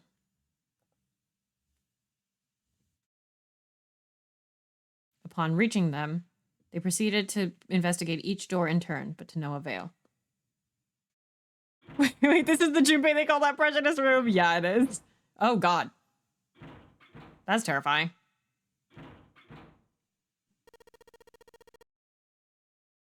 Yep, locked. Just like I thought. Naturally. I don't like the noise that the doors make when you try to open them. After all, there are rules to the Nodori game, and to allow these doors to open easily would violate those rules. Unless we can authenticate ourselves with the red, the numbered doors will... Whoa, check this out. Suddenly, Seven spoke up, interrupting Snake. Look at the red. There's nothing on it. Huh? Don't you remember the red back at the main staircase? There wasn't anyone in it. It said vacant on the little screen, remember? Oh yeah, you're right. But this one... There's nothing. Right? You think it's broken? Only one way to find out. Junpei! The store sound effect was in the final boss Somnium in the Somnium files that I cheered. Real.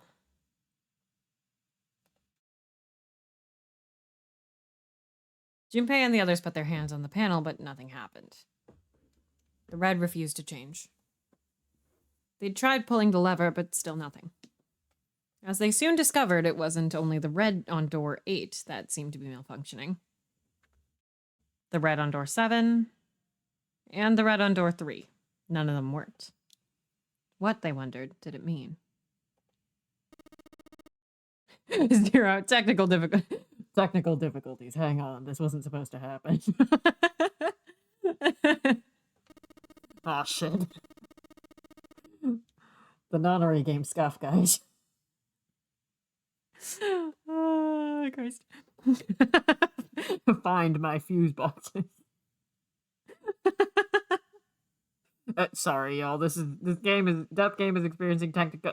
Damn. And for the next puzzle, you must figure out how to pay my electrical bill. We're more of a genetic fielding in chat. Yeah, that bastard. I didn't think 0 was the kind of guy who'd screw around with something like this. Whoa, whoa. Have you tried turning the nonary game off and on again? 0's been prepared for everything so far. Oh, fuck. Oh, God, 0 got to me. And you're saying he's gonna make a mistake now? Well, that's the only thing I can think of. This thing ain't working at all. While Junpei and 7 talked, Snake busied himself with examining the red. After a time, he lowered his hands and spoke. It seems as if some of the internal hardware has been removed. Internal hardware? We need a day 1 patch. This game is buggy. You have to order batteries on Morphogenetic Field Mazon Prime. God damn it, the fucking batteries in the thing ran out. Internal hardware? That is what I said. Take a look at the underside of this red, if you please. Junpei obliged and bent over to look at the underside of the device. A long, thin slit ran along the bottom of it. As he looked harder, he realized it was more of a slot than a slit, and it was clearly meant to accommodate some manner of electrical device. It was more of a slot than a slit. Thank you, Junpei. The other 2 reds were the same. Something had clearly been removed from all 3 of them. People don't say 1 brain cell anymore. They say shit like morphogenetic field. I get it. So the reds aren't working because somebody pulled out their guts. Thank you, Junpei. So I assume. But why? Snake, so far, I could be totally wrong as the game goes on, but Snake strikes me as that character type that's like guy who's a little bit like full of himself because like he knows the answers, but he absolutely has the skill to back it up. Junpei's mind is so special. But why? And who? I mean, it doesn't really make sense. I have no idea.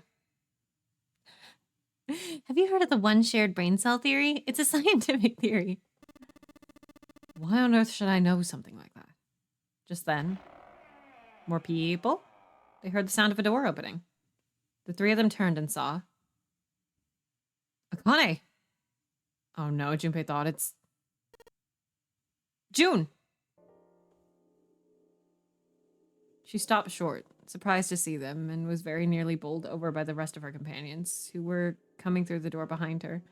If Ice 9 is so good, how come there's not an Ice 10? Hi, Canny. Ace, Santa, Clover, and Lotus all poured out of the door, each of them as surprised as the last to see Junpei, Snake, and 7. I think I got this far in the playthrough that I watched, but it was a different starting group. Junpei and 7 were, for the moment, at a loss for words. Because Ice 7, Ice 8, Ice 9. What are you guys doing? Why are you?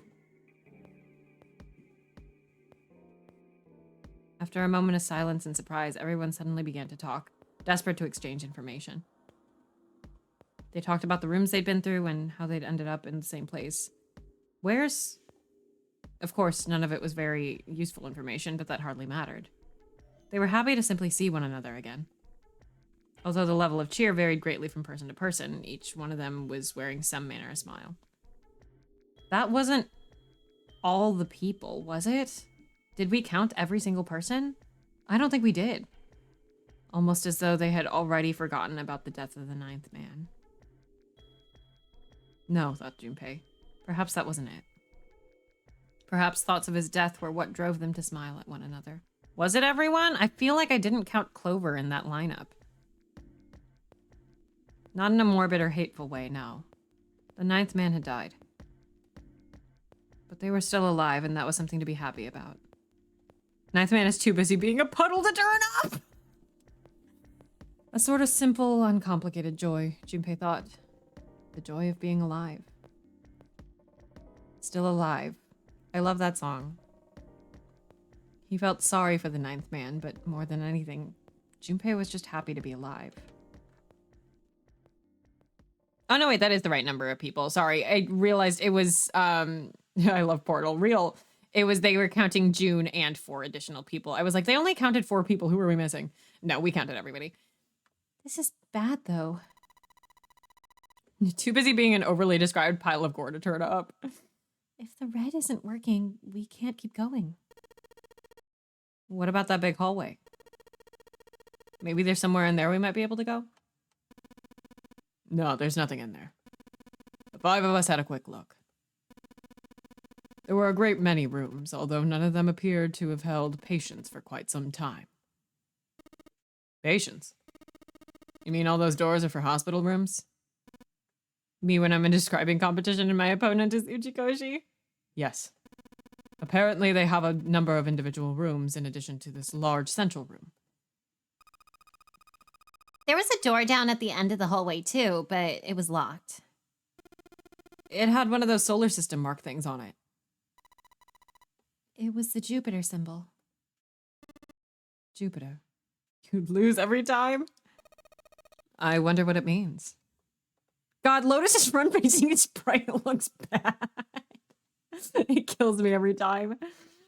Confusion seemed to be the consensus. That reminds me, what's the deal with this big room anyway? What is this thing? Was this some kind of huge passenger ship? No one, not even Snake, appeared ready to offer an answer until Seven unexpectedly spoke up. Poor Lotus is having a hard time today. Poor Lotus is having such a hard time and we're talking shit behind her back. I bet it's a hospital ship. The OGDS sprites are so jarring to look at. Yeah. We thought Yamazaki could, yeah. Behold the Uchikoshi. In fact, it's probably the Gigantic. The Gigantic? Yeah, I've definitely seen this conversation before. Junpei looked at Seven, shocked both by his knowledge and apparent identity of their prison. He was not the only one. What's the Gigantic? You've never heard of the Gigantic before? Oh, my favorite ship, the Big. The Gigantic is over. The Titanic is also called the Big, man. That's what Titanic means too. This dude has never heard of the Gigantic. Seven nodded to Lotus and began to speak.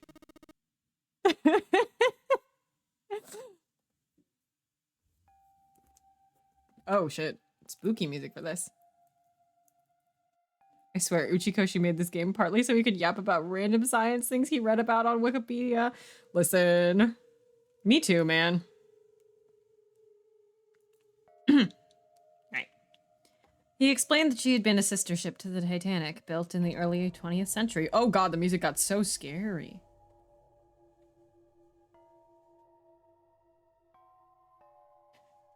Motherfucker has never heard of the White Star Line.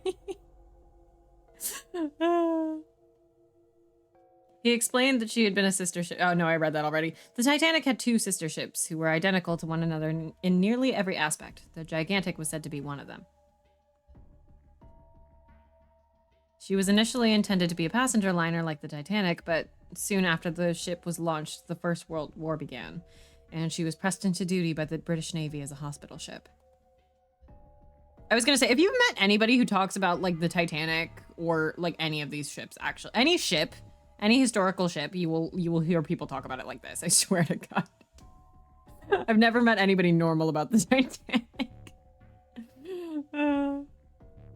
Source, that's also why James Cameron made the movie. I'm not ashamed to admit I watched the Titanic movie for the first time just because of this game. Oh my god. I'm pretty sure the bit is that James Cameron is now like a leading expert on the Titanic because of how much research he had to do on it. Because the Ocean Research Center in my town were the ones that founded the Titanic in the 1980s. Found the Titanic, not founded the Titanic like it's an organization. Yeah, James Cameron is like a leading expert now, and I grew up with there's a lot of model ships in my house. My dad is a fan of ocean liners and such. I still haven't watched Titanic. I'm a fake 999 fan. You should. You should also watch, if you want like a good Titanic movie about like the actual shit going on the ship, you should watch A Night to Remember. Sometime later, the Gigantic was damaged by a German mine in the Aegean Sea. I think also the Titanic musical is not based off of Titanic James Cameron, but it's based on A Night to Remember. My dad actually got to meet James Cameron because he was on the team that reverse engineered the submersible. Oh, that's cool. She managed to run aground at... Wait, did I read that? Sometime later, the Gigantic was damaged by a German mine in the Aegean Sea. She had managed to run aground after the incident and consequently was not sunk. The Titanic musical is also really good. Yeah, I have heard that, actually. Didn't even know there was a Titanic musical. There's a Titanic musical, not to be confused with Titanic, which is a Titanic, the movie, parody musical. But yeah, there is a Titanic musical, and apparently it's very good. The set design for it that I saw was really neat, because, you know, lifeboats. This fucking boat, man. We need a 999 musical that uses the exact same set as the Titanic musical. Christ. What then happened to the Gigantic after her fateful encounter in the Aegean Sea? One theory ran that a man named Lord Gordain purchased her. Am I saying that name right? Lord Gordain, it seemed, had been one of the few survivors of the Titanic tragedy, and the trauma had turned him into an obsessive collector of all things related to the Titanic. I feel like I have heard this story. There was also, I don't remember if it was a traveling exhibit, but in Chicagoland recently, there was a Titanic exhibit that I went to with some of my friends who have played 999, actually. So that was fun. So there are multiple, like, rooms on this ship that I'm like, do I recognize that from the game, or do I recognize that from the Titanic? As his obsession deepened, he began to desire the Titanic itself. That, of course, was impossible. The Titanic lay at the bottom of the Atlantic Ocean. Honestly, the way that people act about the Titanic, the ship, really feels like some shit out of classic literature. Like, that's white whale levels of, like, bizarre, the way people get about the Titanic. The musical follows around different characters and acts as a neat basis for examining the class structure present in society. First, second, and third class. Ooh. The Gigantic, however, had not suffered such a dire fate. As she was identical to her sister ship, she caught Lord Gordain's eye. I remember Googling this name during my first playthrough, being excited to learn, and then frantically exiting the tab when I read Lord Gordain is a character from the game Nina. So you're saying this Lord Gordain bought this ship? This sounds like something a real person would do, though. Yeah. At least I think I am. When I played this, I didn't know which spiels were actually true and which were just being made up, and I refused to Google anything, so I was just nodding whenever anyone said anything. Yeah, that could have happened. That's impossible. No way we're in some boat that's almost 100 years old. Pipe down, just pay attention. Also, aren't there like multiple billionaires who have tried to rebuild the Titanic? That's the true 999 experience. On Broadway, the original set was designed to tilt the whole set. That's really fucking cool. Yeah, the crystallization of glycerin, we've all heard it. Just pay attention. What, that's it? I'm pretty sure there's like there's definitely at least one billionaire who's tried to build the Titanic, and it's the same guy who's tried to make Jurassic Park a real thing. Like, it is like peak billionaire, what the hell are you doing? Well, have you got any proof? Proof. Proof that this ship is really the Gigantic. Well, the ship's got stuff like the Titanic in a hospital ship, so I just figured. Oh, for goodness, don't tell me that's your only reason. No, I got more. Like? Well, I mean, it's big. Don't forget that it's big. Seven looked around desperately, doing anything to avoid meeting Lotus's piercing stare. I perhaps gave him more grace than Lotus and was assuming that he meant like this is a like a replica of the gigantic, and that's like the significance of it, not that we're literally on the gigantic. Clive Palmer, he's another who's also trying to become Australia's Trump. Ew. Yeah, he's yeesh. I knew he was Australian. Seven looked around desperately, doing anything to avoid meeting Lotus's piercing stare. He scratched his head for a moment, then gave up. No plot twist, this is just the 1910s or whatever. Finally, he opened his mouth. Just Googled Lord Gordain. Oh my fucking god. Oh no, I'm scared. I don't know. Lotus sighed and shook her head. I guess your memory isn't back yet, is it?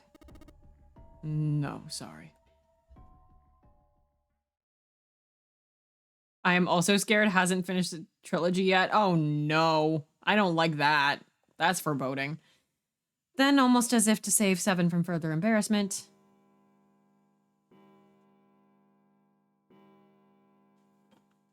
a bell began to ring from far away. Oh fuck. It sounded as though it was the clock at the main stairway. Junpei counted each chime carefully.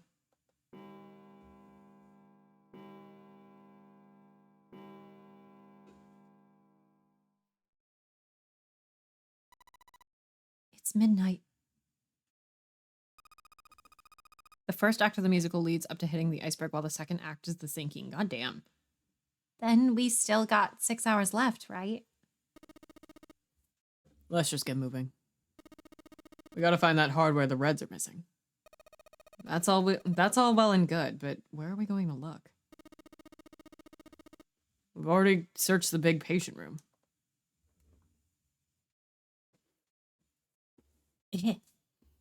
They'd been examining the room as they talked, but we haven't found anything. Right. Oh, there's only one thing left to do. Just one? Well, not just one.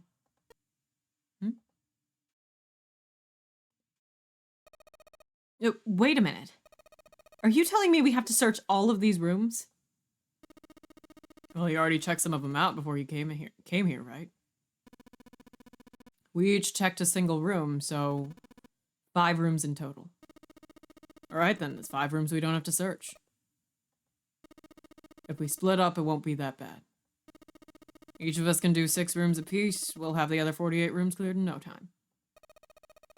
There are 48 other rooms? Lotus did not seem excited by the prospect. Seven fidgeted nervously before responding. Maybe? After some discussion, the 8 of them decided which rooms to begin with and in what order they should go. Junpei was chosen to search the rooms on the starboard side, moving forward to aft. They also determined when they would return to report their findings, the next time the clock sounded the time. When it did, they would meet back in the large central room full of beds. I played all of VLR in 48 hours. I want to play it for 24 hours straight so I can know everything now. That's entirely why I am not streaming No Sleep for Kaname Date. I know Kate likes Titanic the musical. I trust Kate's judgment on musicals being good. What was I gonna say? Yeah, that's entirely why I'm not streaming No Sleep for Kaname Date. I am going to play it too fast. I didn't even think of that as going to stream it. Godspeed. Watch me do a 72 hours no sleep stream marathon. Well, yeah, you won't be sleeping if you do that.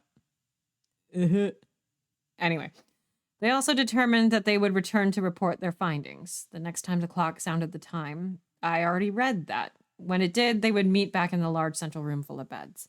If, during their search, any one of them were to locate the missing components, they were to yell for the others. I think she might have played my favorite character in it. Oh. No Sleep for Kaname Date and also me from real life. I don't know like anything about the show besides the set, actually, for Titanic. If this strategy failed, they'd return to discuss their options later. The details decided, they left to begin searching.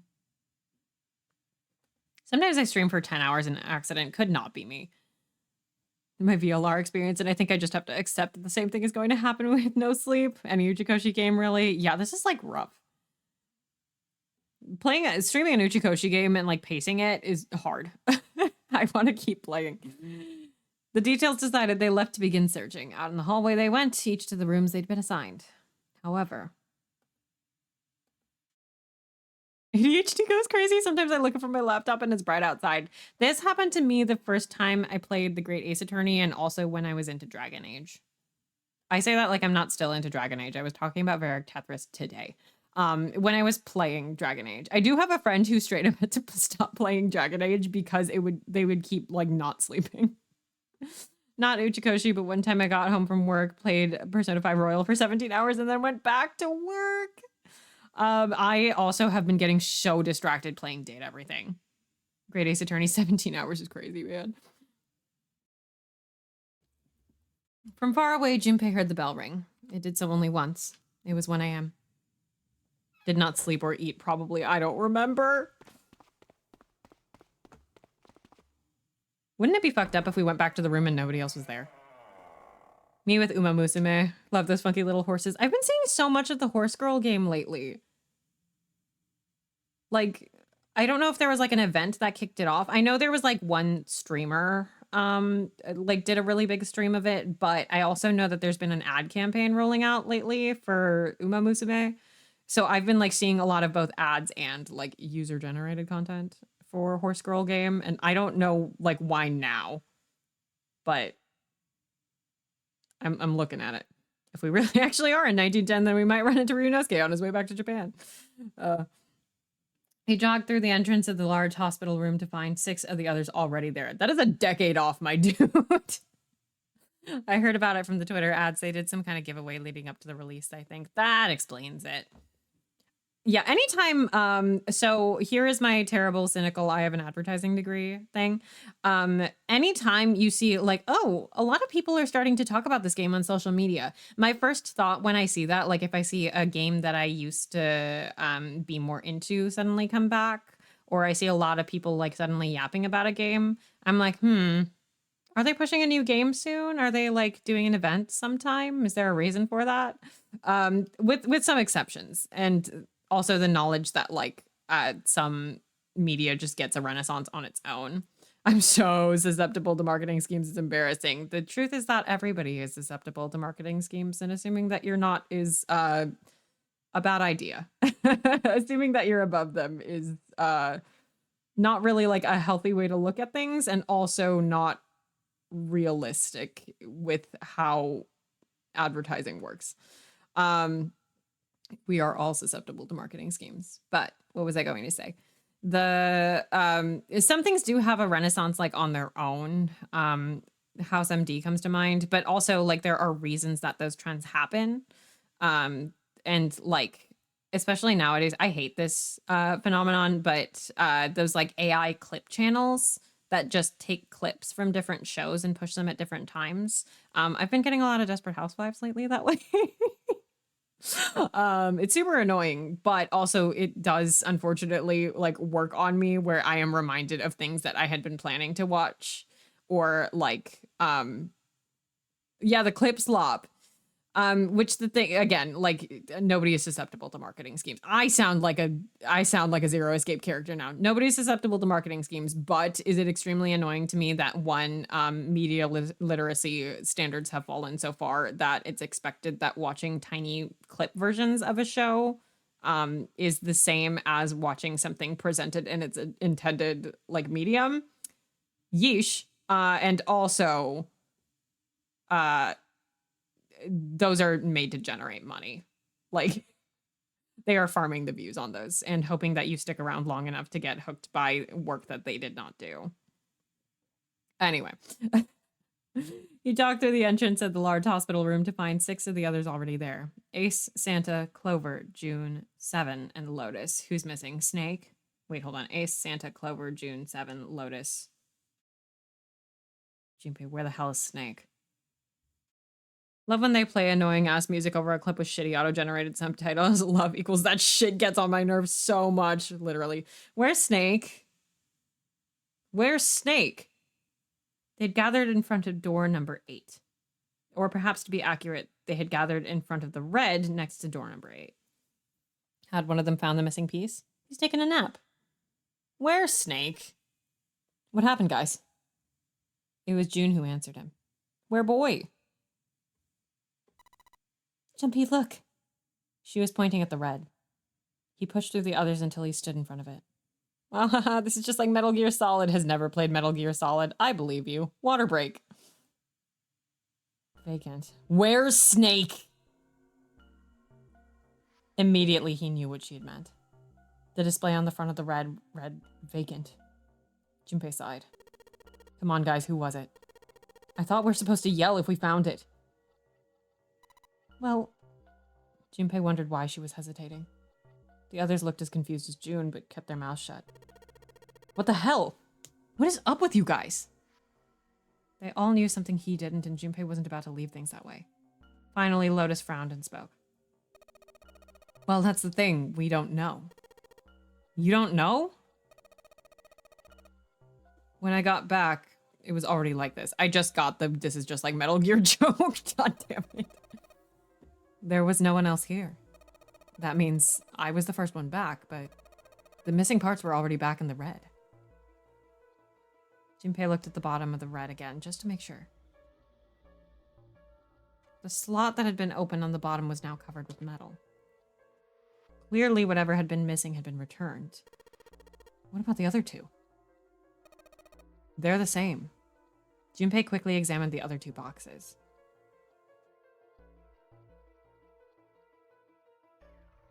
Satisfied that they were also repaired, but still very confused, he returned to the others. All right, I just want to be sure here. Nobody has any idea what the hell happened here, right? Ace and June nodded silently. Seven raised his hands as if to say, not me, and Santa just shrugged. Where is Snake? Clover? Only Clover lowered her head and did nothing. Huh? Wait a minute. That was when he noticed. Yeah, thank you for catching up, Junpei. Where's Snake? He's just hiding under one of the beds. Junpei swept his eyes across the room a second time, but Snake was nowhere to be seen. Does that mean he found them? I have no idea. There's nothing to suggest it, but nothing to suggest he didn't either. I don't suppose we'll know until we can ask him in person. He transformed into a real snake and now slithered into the walls. Oh my god, this is just like the Unbreakable Speckled Band, which I'm gonna start streaming this week. Crazy guys. They got into an argument and Snake's skinny ass just slipped under the door. Snake is playing hide and seek, silly man. Well, whatever he did or didn't do, he's pretty damn late.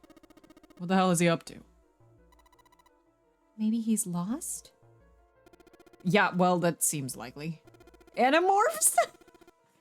You can't see. I don't know how he gets around in the first place. That's the problem. He gets around really well. Hey, yo. Sorry. Unbreakable Speckled Band. I mean, we are on a steamship. If you can't see the doors, they don't exist. You just walk through them. Obviously, guys. Obviously. Something, somebody on the highway, and he flies out the window like a napkin. Clover raised her head. No, that's impossible. Suddenly, she was shouting. Yeah, my brother's blind, but he's got really great hearing. He can get around as well as anyone who can see. So he couldn't get lost. That's impossible. Clover had started to shake and the knuckles of her hands had gone white. Oh, Clover, honey. She spun around, but before she did, Junpei noticed tears welling up in her eyes. I think I hear an ant outside. I'm gonna go look for him. The words were barely out of her mouth when she began to run. No, no, no, hey! Hold on, Clover, wait! Junpei cried out to her, but he was too slow. You can't bend a wooden door. Well, you know that, and I know that, but this door looks pretty stupid. Holy shit, Futurama reference. She kept going, and before anyone else could react, she was gone. Fuck. What do we do now? Well, the red is working now. No, we're not leaving 2 people behind. We should go look for them. Oh man, this ain't good. Oh yes, what an excellent idea. We just wasted a bunch of time looking for some piece of electronic junk. Now let's waste some more by looking for a couple of idiots. Then remain here if you feel you must, but there's no time. We've only 5 hours left. Junpei and the others nodded to one another and took off at a run. Fuck, man. In front of the stairs that led to B deck, they decided to split up. No! They quickly assigned search areas and went their separate ways. Soon only 2 of them were left. Those 2 were Junpei and June, who had been a few steps behind the others. All right, we should go too. Yes, let's go. But where should we start? Let's see. Oh God. Hallway with all the rooms. We should go check out that hallway with all the rooms. Okay, let's go, Jumpy. They turned and ran down the hallway to their left. Ahead of them, farther down the hallway, they spotted Ace. Hey, Snake, where are you? Answer me if you're there.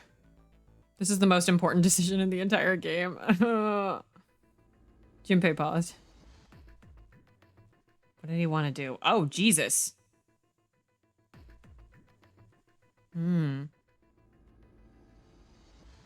Out of curiosity. With June in tow, Junpei jogged up to Ace.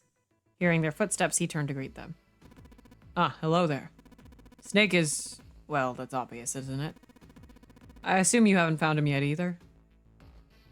Junpei nodded. 30 different endings determined right here. Oh, God. I really wonder where he could have gone. Well, wherever he's disappeared to, we must find him as quickly as we can. For Clover's sake. Right. June's face looked kinda enraptured. Huh? By the way, do you think Clover and Snake are really siblings? Why would you say that? Why would you say that? The question seems somehow odd to Junpei. Why? Well, it's obvious, isn't it? They don't look alike at all. Junpei, have you never heard of adoption? Ace looked at him for a moment, then spoke. Yes, you know, now that you mention it, they don't. Now that you mention it? Me when I know things. Still, there are a great many siblings who do not look like one another. It certainly isn't rare. Looking directly into the camera, guys. I can't make my model look directly into the camera. Hold on. Nope. That's all I got. You're just gonna have to trust me. He thinks he's so funny. Be careful you don't get the ending where Junpei trips on the carpet and breaks his neck. Junpei wasn't sure why, or even if he was seeing what he thought he was, but he could have sworn that Ace's face tightened as he spoke. At any rate, we really must find Snake as soon as possible. The clock is ticking. We really can't afford to waste any time. Very well, let's get back to the search, shall we? You can leave this area to me. All right. Let's go, Jumpy. At June's urging, they left. They found themselves back at the stairs, but Junpei's mind was in turmoil. There was so much to think about, but no, it would have to be put aside for now. As Ace had said, finding Snake was their top priority. Junpei did his best to clear his mind. All right, where should we go next? Casino it is. Let's take a look around this casino. Okay, let's go. They turned and headed towards B deck. Before they knew it, they were there. So was Lotus. She was leaning against the wall, examining her nails. Hey, what do you think you're doing? She glanced up at him, unimpressed. Isn't it obvious? I'm looking for Snake. I'm just not seeing it. Really? Maybe you need to look harder. Junpei didn't think that was a problem. Oh, by the way, I've got a proposal for you two. Care to hear it? Girl, what is going on with your chin in this sprite? Listen to what she has to say. What is it? Well, I don't like to beat around the bush, so I'll get right to it. Why don't we team up? Team up? Yeah. What, you need me to explain it to you? I'm saying, why don't we go through a numbered door? Even if we wanted to, that's impossible. Why? Jumpy's bracelet number is 5 minus 6, and yours is 8. You're right. What happened with this sprite? I don't know why her chin is like several pixels too low. Our digital root would be 1. 5 plus 6 plus 8 equals 19. 1 plus 9 equals 10. 1 plus 0 equals 1. But there's no number 1 door in the large hospital room. The only doors there are 3, 7, and 8. Then we add another person. Huh? Who? Snake, obviously. What, isn't that easy? 7. Oh. She was right. If they added 7, 8. Then the 4 of them could go through the number 8 door. But, well, hold on a sec. What about the other 4? Why don't you add them up? That was simple enough. 1. The digital root for those 4 would be 1. That's right. And you know the number 1 door isn't in the big hospital room, right? Of course I know that. No. Are you saying that you'd leave them behind?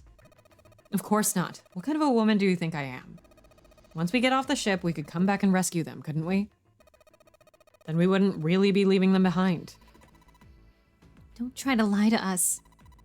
I don't think you'd do anything of the sort. Really? Why do you think that? You remember, don't you? We have less than 5 hours left. Even if we manage to escape, there's no way we could come back to rescue them in less than 5 hours. Well, you never know until you try. No, you're not thinking this through. Even if we brought 7 with us, we wouldn't be able to get off the ship. The 4 of us couldn't open door 9. It is hidden, but an exit can be found. Seek a way out. Seek a door that carries a 9. Yeah, that's right. The digital root for us 4 will be 8, so we'd have to add Ace to make 9. Right. Unless we bring Ace 2, we'll be stuck. Lotus scratched the back of her ear. Oh, Well, that's unfortunate. She didn't sound particularly bothered by what Junpei said. Nor did she seem particularly surprised. Well, let's try and find another way, okay? A way to get out of here with all 8 of us. That's impossible. Are you being serious? You do know that only 5 people at most can go through one of the numbered doors. Right? The number 9 isn't going to be an exception to that rule. Regardless, at least 3 people will get left behind. You're right. That is true. The moment he said it, Junpei felt a chill run down his spine. It was true. How Lotus could remain cavalier about so terrifying a prospect was beyond him. When they found the number 9, they would have to choose which 3 of them would die. Lotus's forehead furrowed. Do you think I could have a moment alone? There are some things I need to think about.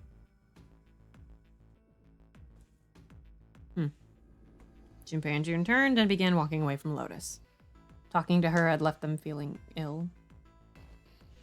Junpei's heart felt heavy and his step sluggish. But he told himself pessimism would get them nowhere.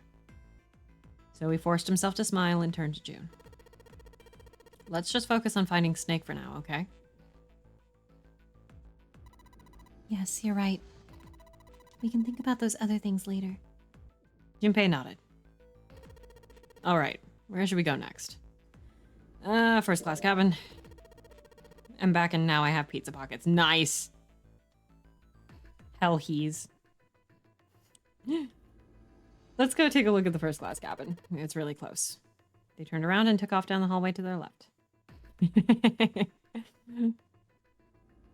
Outside of the first class cabin, they found Clover. She was standing in front of the wall. She was staring at a meaningless point on the wall, her eyes blank. Let's talk to her. Are you all right? He did his best to sound friendly, but Clover didn't respond. Look, I know you're really worried, but, good sign. He could think of no words to say that didn't sound hollow and fake. Junpei hesitated. Clover was so consumed by worry and fear that Junpei feared it would crush her. Her actions didn't surprise him. She had suddenly lost her brother, who she seemed to have been very close to. Her voice was thin and barely audible. Alone. Alone.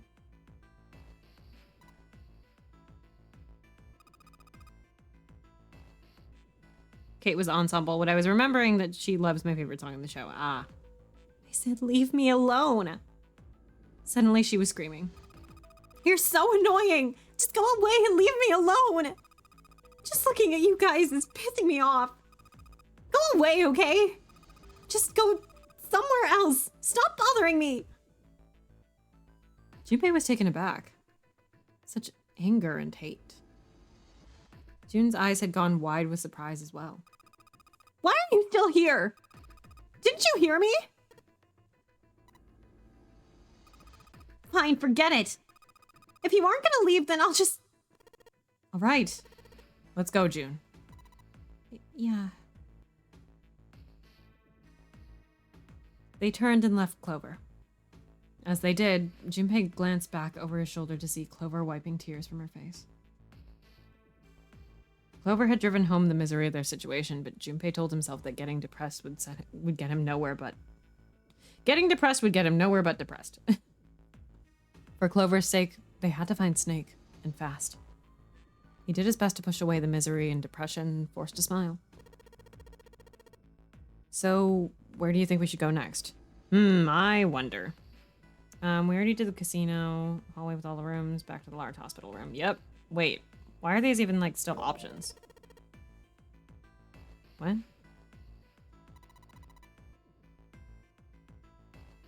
Your Wi-Fi. There was no one there. They had no choice. Okay, weird.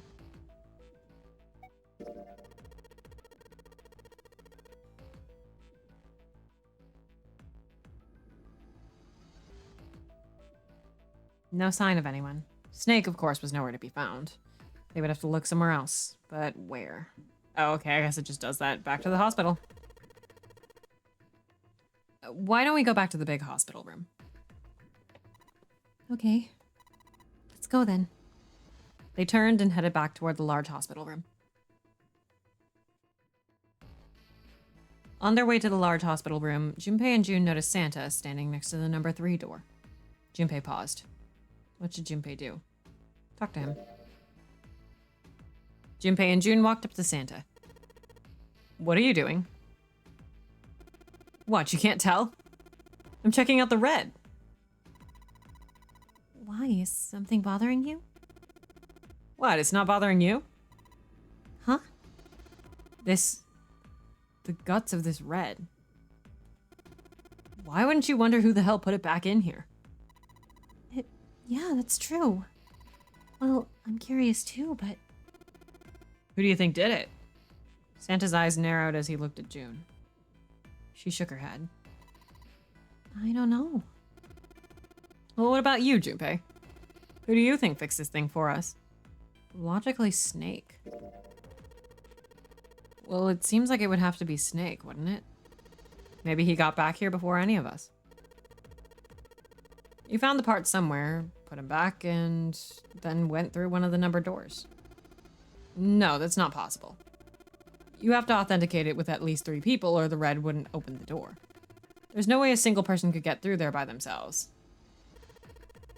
Yeah, I guess you're right. It was a stupid mistake and Junpei knew it. How had he made such a foolish miscalculation? And how had Santa noticed it so quickly? Well, I didn't assume that he went through one of the doors. I assumed he fixed it and then fucking disappeared or some shit.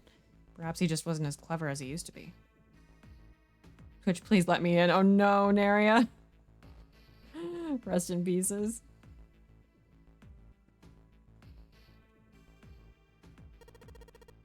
So, in other words, one of us is the person who fixed the red. Santa grinned. Bingo. We have a winner. But if that's true, then the person who did it doesn't want the rest of us to know. Oh, doesn't want the rest of us to know they fixed the red. Yeah. But why? No idea. Maybe if they come clean on that, it means we'd find out something else. Something bad. Something bad? Dunno. But whatever it is, it's gotta be worth hiding. Of course. It could have something to do with Snake's disappearance. You think maybe they did something to Snake? It's not out of the question. Junpei stared at Santa. There was something about him that made Junpei wary. At first, he'd assumed the other man wasn't terribly clever, but Junpei was beginning to think he would need to reevaluate that assessment. Junpei, I need you to stop making assumptions about people. When Santa spoke again, his voice was quiet. Look, if you trust anybody in this game, you're gonna lose. You gotta be careful. The person you trust the most could turn out to be the one who stabs you in the back. With that depressing suggestion, he turned and quietly walked away. Junpei and June looked at one another and smiled awkwardly. Yeesh. Where would they go next? Yeah, that's everything. They looked everywhere they could think of, but Snake was nowhere to be found.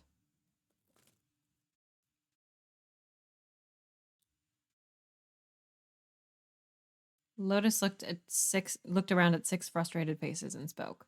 I am actually going to take a brief break. For the love of God, please help me.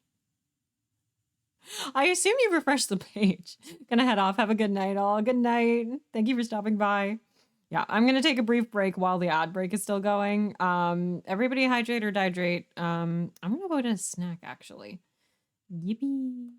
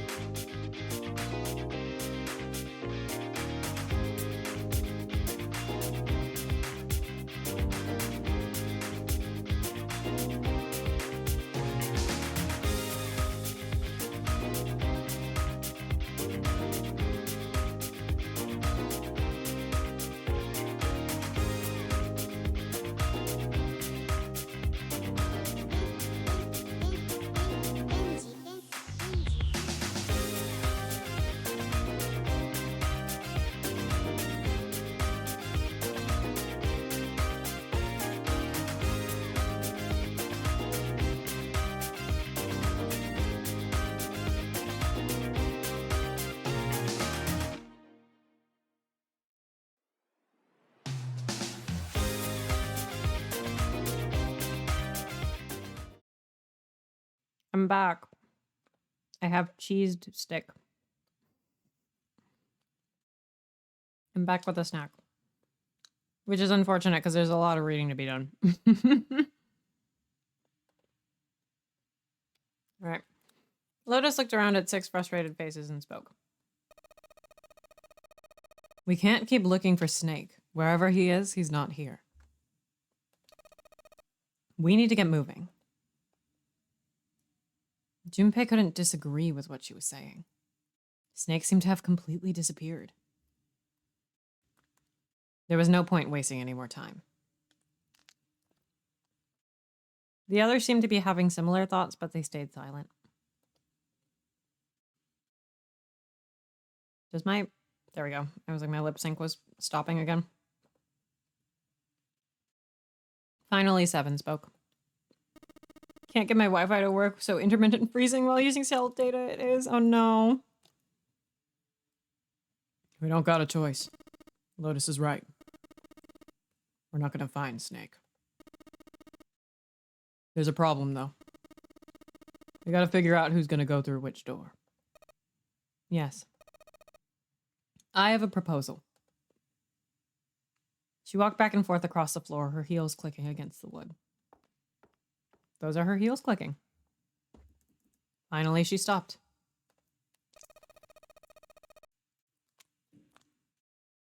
Why don't we decide on one person to sacrifice? Sacrifice?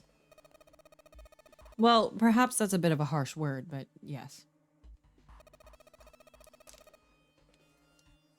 You've all figured it out by now, haven't you? We can't all make it through those doors.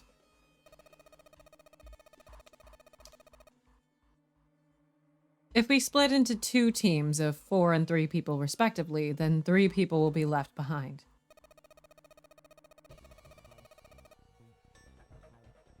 If we split into 2 teams of 5 and 2 people respectively, then 2 people will be left behind. But if we split into 2 groups of 3 and leave 1 person out, then only 1 person will be left behind.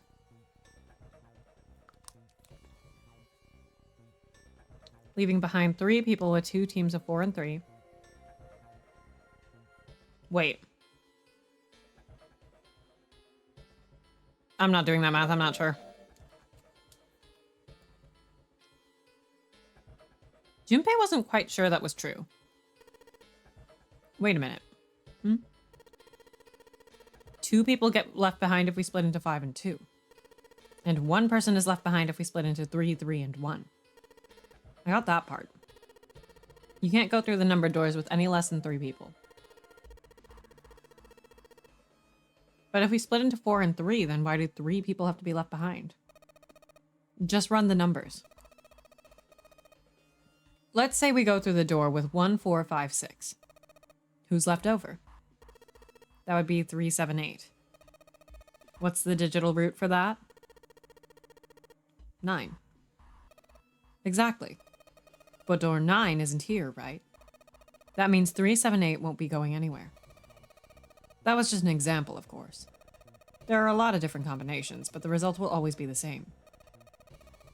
It doesn't matter which 4 it is, the 3 that are left over can't go through any of the doors. Go ahead and calculate it if you have the time.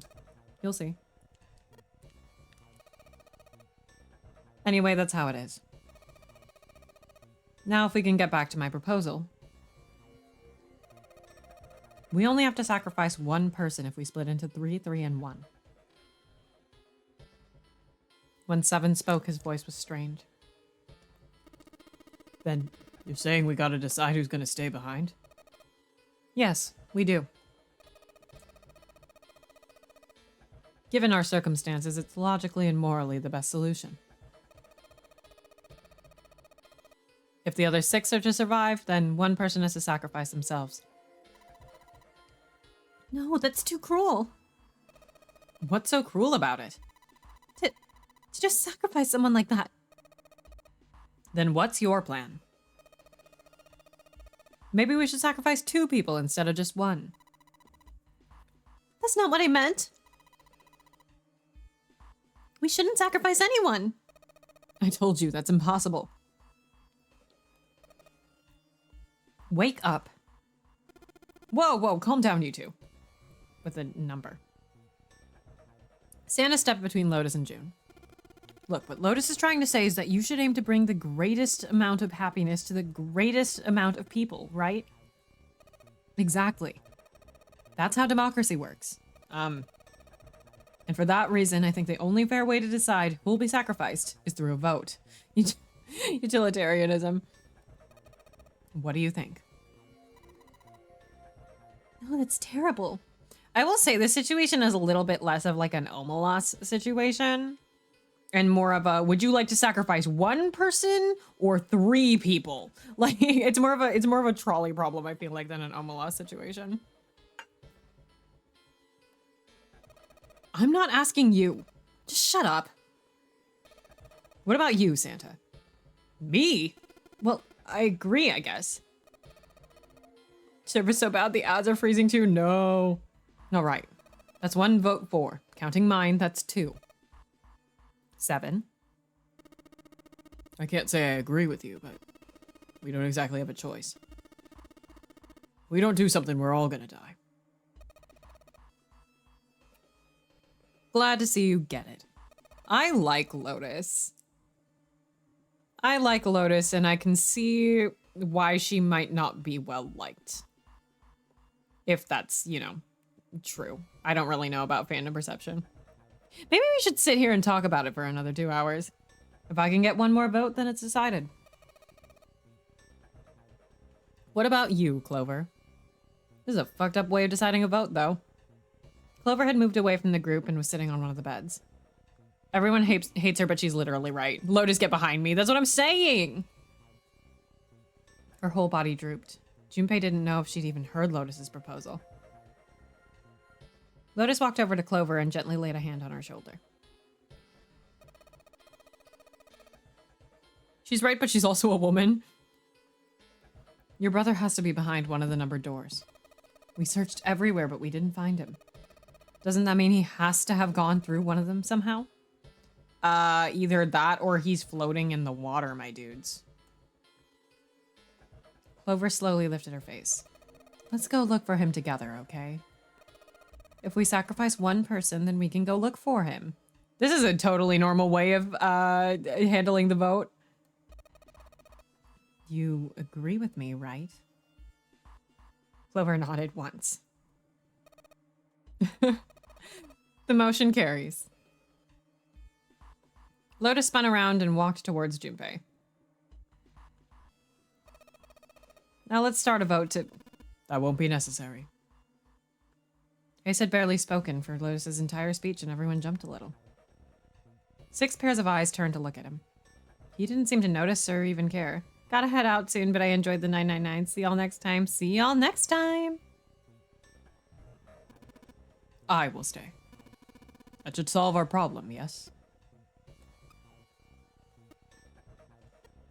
Does everyone have a unique text beep? Ace, what are you saying?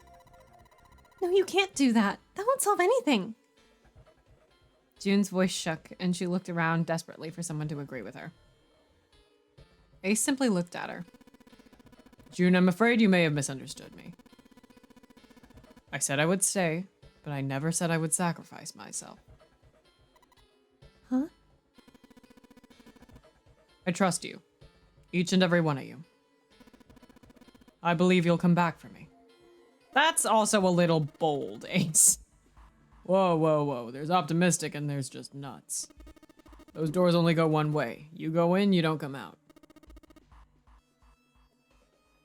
If we go through them,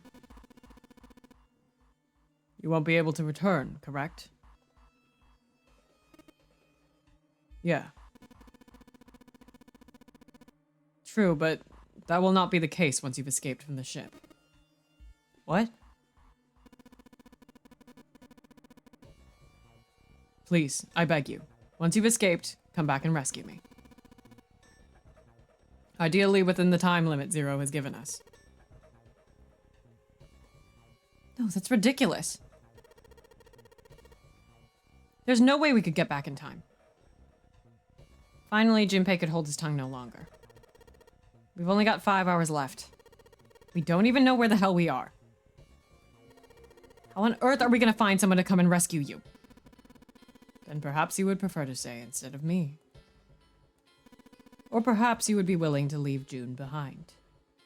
Ace's voice was dignified and without a hint of cruelty or malice. Junpei had no rebuttal. You see, there's no other choice. And I see we've come to our conclusion. Go on. Don't worry yourselves about me. Go, quickly.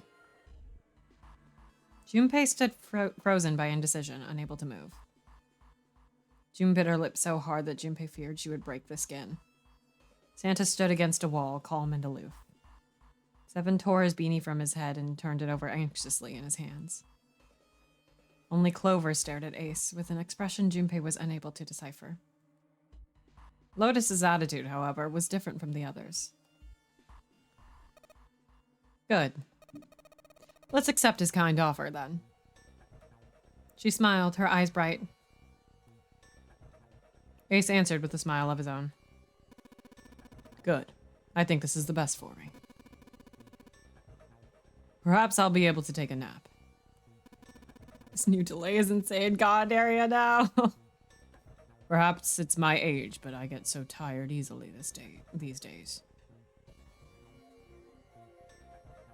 As he spoke, Ace lowered himself down to the floor next to one of the beds. Yeesh. From somewhere deep in the ship, Junpei suddenly heard the screeching of metal on metal.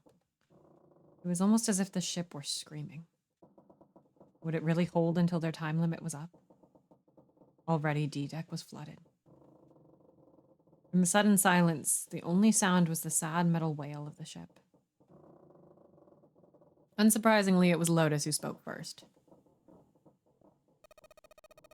Well, what are you waiting for? We're wasting time. Why don't we hurry it up? As if a spell had been broken, the others all began to talk at once. You're right. We should get going. That's all we can do right now. 7. Seriously. Honestly, I was getting kind of sick of listening to you guys talk. You too, Santa? I have to find my brother. Wait, all of you. Let's just calm down and think about this. There has to be a way to get everyone out. There has to be. Right, Jumpy? Say something. Yeah, let's think. There's gotta be another way. His words sounded hollow and fake. Fine. Forget about it. I'll figure it out on my own. She spun around and ran toward Ace. Oof. He had slumped down to the bed and June grabbed his arm and pulled. Come on, Ace. Please stand up. You can't give up yet. We just have to sit down together and think about this. We'll figure out a way that we can all get out of here. Then it happened. Oh, it's Ace down! Ace fell forward. He slumped over onto the wooden floor, his body folded in half like a boxer out cold. Ace! June cried out and dropped to her knees beside him. She put her arm around his neck and did her best to lift him up. Don't grab someone by the neck to lift him up. What happened, Ace? Say something. She shook him frantically. His eyes fluttered open. I'm all right. His voice was weak and slightly slurred. How are you? Fine? He held out his left arm and slowly opened his hand. It was a syringe and a small vial. The vial was empty. It had only recently been emptied. A few drops clung to the sides. There was a label taped to the side of the container. It read, Soparil Beta. Soparil Beta? Junpei had no idea what it meant or what kind of medicine it might be. Did you use this? Yes. It's just an anesthetic. I'll be fine. Anesthetic? I found it earlier. Dude! While we were searching the hospital rooms. I thought it might be useful later. I didn't think I'd be using it on myself. Why did you do this? Didn't I tell you? I'd like to take a nap. I really am very tired. Junpei knew that wasn't why he'd done it. Ace had injected himself with anesthetic to forestall Junpei and June's attempts to bring him along. If he couldn't move, there was nothing they could do. He'd injected himself so they would be forced to leave him behind. Choosing to believe this is what they give people before sinking in the Somnium Files, just for fun. Ace. Is there something you want to say? I'd just like to sleep. A little. Could you keep it down? No. Don't. Ace, don't fall asleep. You feel warm. So comfortable. I think I'll have a nice dream. Ace's eyelids drooped further and further. Almost as though he were dying. Ace. Ace. She shook his shoulder again and again. But this time he didn't respond. Only gentle rising and falling of his chest told them he was alive. Junpei was relieved to see he was, in fact, still breathing. He lifted Ace up off the floor and laid him on the bed he'd been leaning against. When Junpei turned around, Lotus gave him a look of pity. We really don't have a choice now. I have one request. Shut the fuck up. We can't let a sacrifice go to waste. Right. She wasn't feeling any remorse. Junpei was sure of that. Still, he held no grounds upon which to oppose her. It felt wrong, but he had to agree. Then suddenly, Santa spoke. Yeah, but we're not done choosing yet, are we? Huh? What do you mean? Well, we haven't decided who's going in what door. Yes, that's true. Well, enough of this screwing around. Let's decide. You first, Lotus. Which door do you want? I want door number 8. It's the same number as my bracelet number. Got it. You're 8. You're next, 7. Which one do you want? I'll take 7. I can't get along with that old lady. Old lady? What? What did you just say? Her face distorted by rage, Lotus took a step towards 7. He threw up his hands and made a face like a child caught with his hand in the cookie jar. Ugh. You're going to get it next time.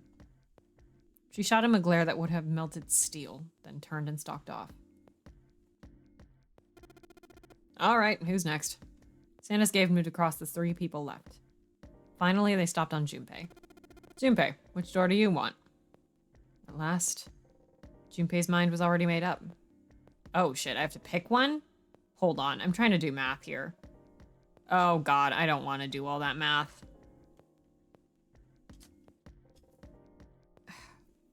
June's number is 6, so if I go with June...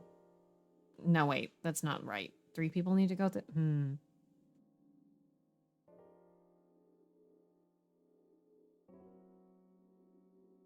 I kind of want to team up with Lotus.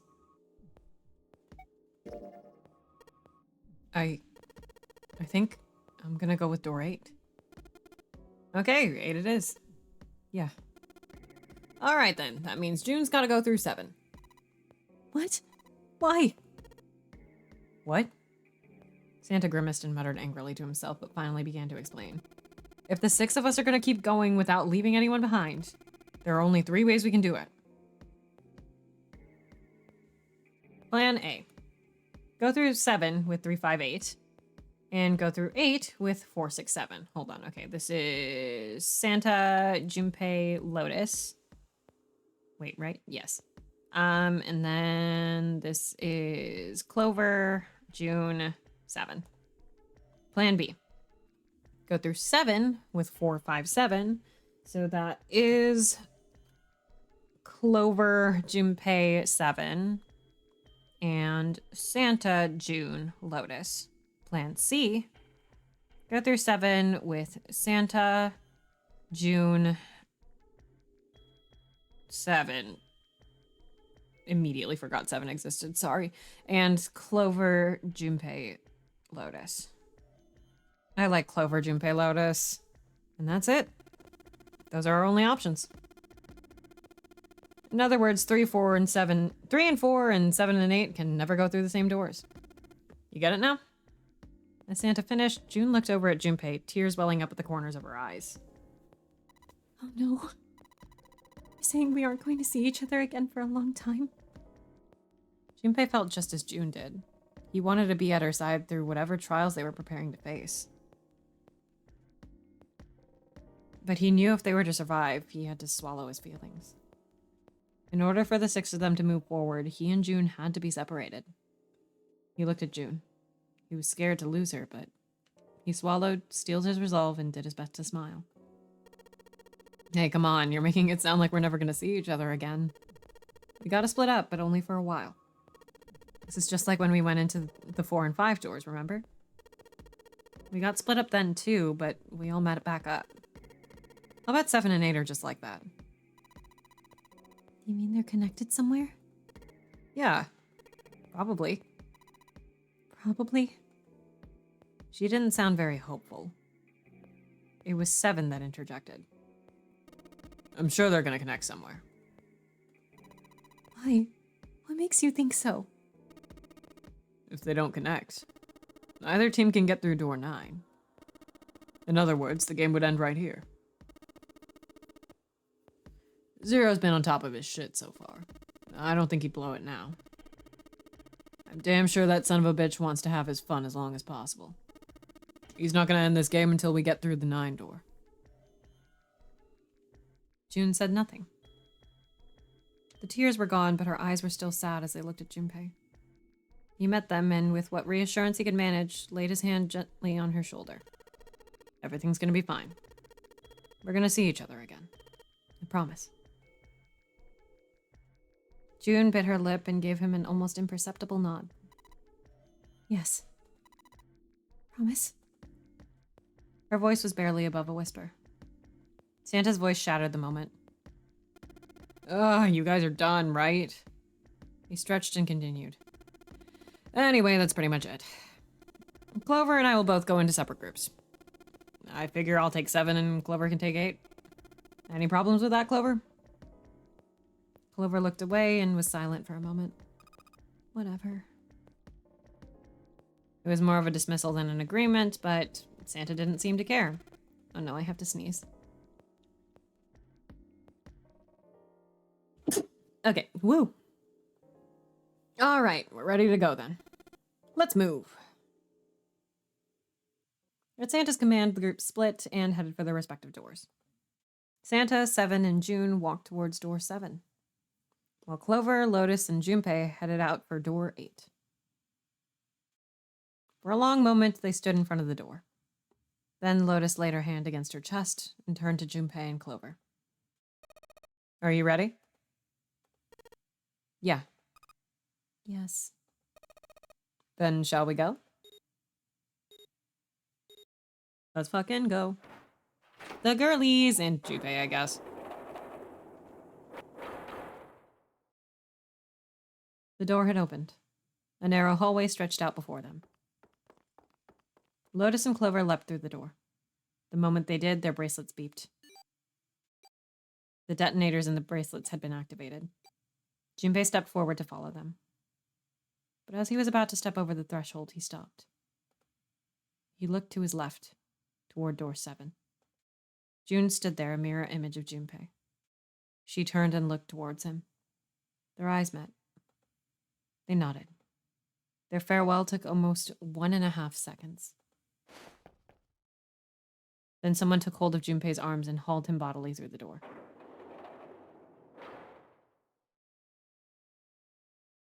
He heard the sound of the numbered door slam shut behind him.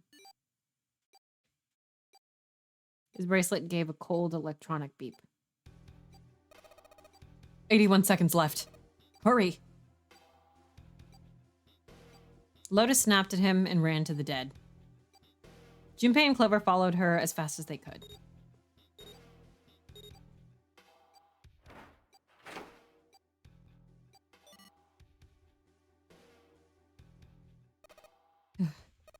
It stopped. With a shaking hand, she wiped a few beads of sweat from her forehead.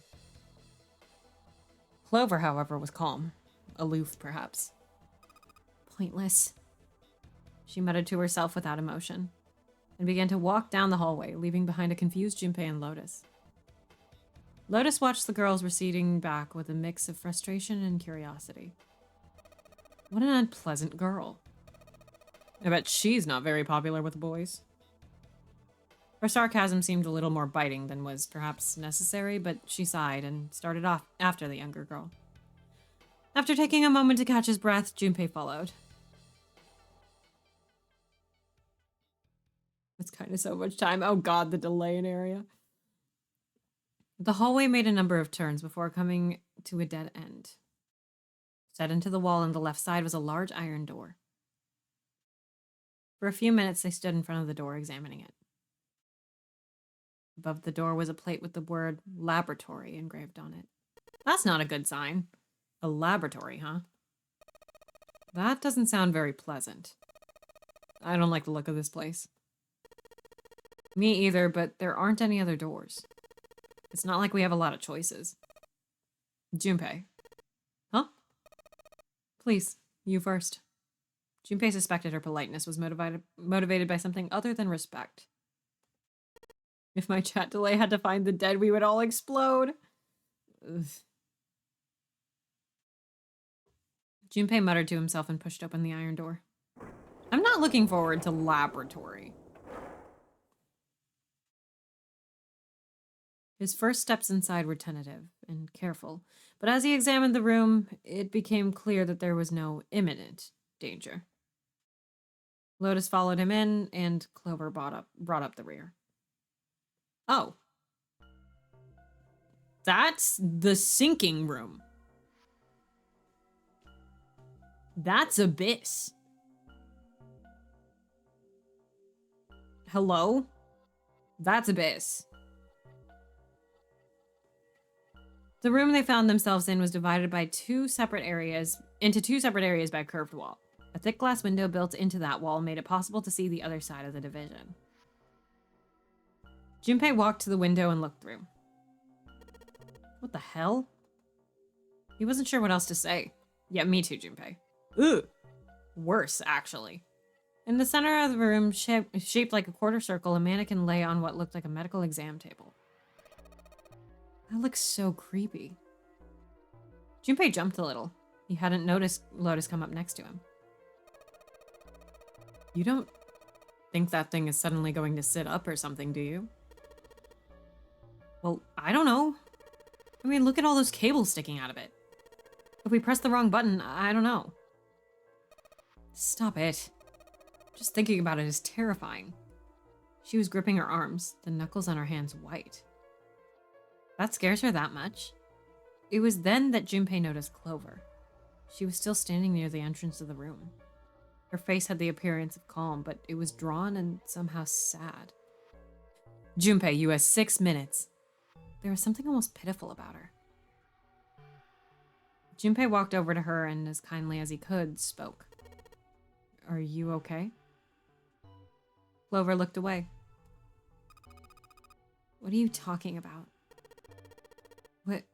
I'm just worried about you. You've been real quiet. What, I can't be quiet if I want to? Well, I mean, of course you can. Okay, then, if I can be quiet if I want, just leave me alone, okay? Come on, you know I can't do that. We gotta work together. Clover bit her lip and was silent for a moment, then suddenly, Junpei, you just don't get it! Her cry took Junpei by surprise, and he stumbled backwards a few steps, alarmed. My brother's not the kind of person who'd just leave me behind. Something happened to him. Something bad. 6 minutes, 6 person, 6 years. Junpei had nothing to say. Lotus, jolted from her mannequin nightmares by Clover's voice, turned towards them. What happened? Clover's eyes slid to Lotus, then back to Junpei. Look, just don't bother me, okay? Leave me alone. Finished, she turned around. Junpei examining a mannequin. What a creepy mannequin. Oh shit, it's pewter. God, I wish. Before Junpei or Lotus could say anything, Clover had begun to walk quickly away. Hey, wait, Clover! Hold on! He might as well have been talking to a wall for all the notice she took of his cries. Not even slowing down, she made for a doorway cut in the wall in front of her. Without even slowing down, she passed through the doorway. Clover! Oh, fuck. And without warning, an iron gate fell from the ceiling like a portcullis, sealing Clover in. What the heck? What's going on here? Clover grabbed hold of the iron bars and shook them as hard as she could. Hang on. I'll get it open. Junpei grabbed the bars and pulled. In a moment, Lotus joined him. 3 of them pulled as hard as they could, but... Ugh! Ugh! Damn it, it's not moving! Wait!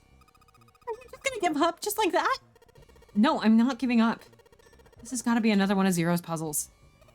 If it is, then there's gotta be a way to open it. Junpei nodded. Just what I was thinking. Now all we gotta do is find it. Lotus and I can look around out here. Clover, you're gonna have to see if you can find anything in there. Oh, yes, I'm on it. Let's fucking go. Seek a way out.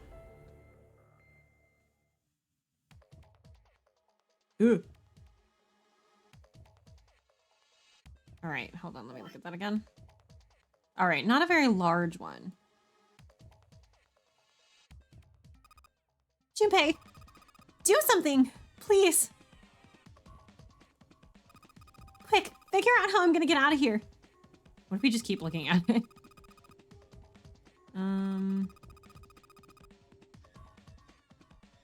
All right, nothing else. Silver handrail. A window made of really thick glass. I don't even think a bullet could break it. The sound effects, yeah, God. Looks like a regular handrail. It looks like a regular handrail. It looks like a regular handrail. It looks like a regular handrail. It looks like a regular handrail. It looks like a regular handrail.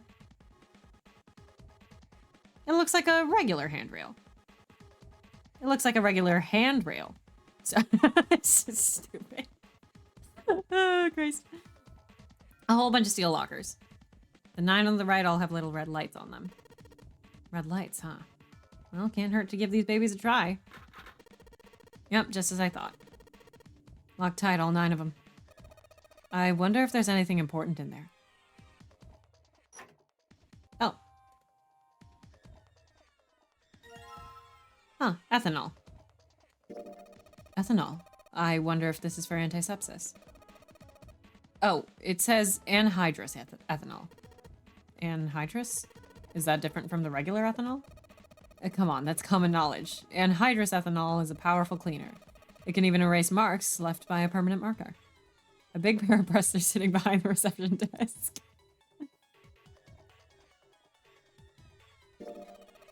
Did you know that ethanol is used in some alcoholic drinks? So does that mean you can use booze to clean up marker graffiti? Well, I don't know about that. Well, I mean, you can. Basically, you can kind of use anything that has alcohol in it to do that. Well, I don't know about that. I'd rather drink it than use it to clean. Oh, don't drink that. I'm not gonna drink it. A pair of huge beasts are sitting behind the handrail. There's nothing here anymore. It's empty.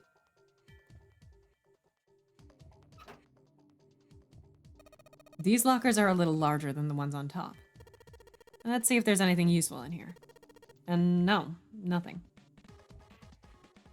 It's a cardboard box. There are some papers and stuff in it. What's in the box? It looks like it's quite full.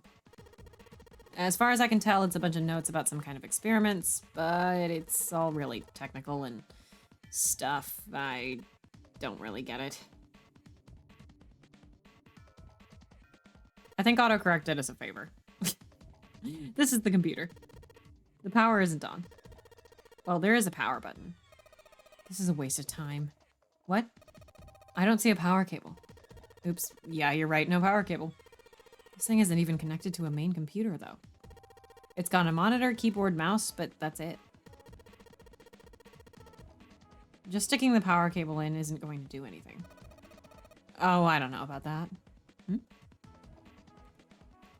Computer doesn't have any power right now, so it isn't working. Did you get the Date Everything box achievement? Oh, not yet. Power cable, huh? The mouse, the keyboard. Can I click on power cable?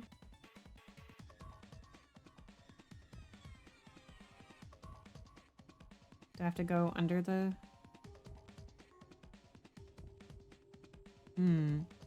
The power cable, huh? How do I... Nope. Okay.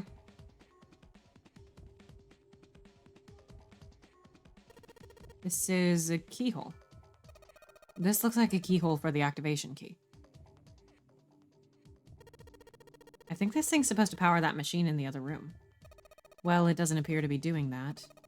I wonder how we're supposed to turn it on. This is a really old type of keyboard.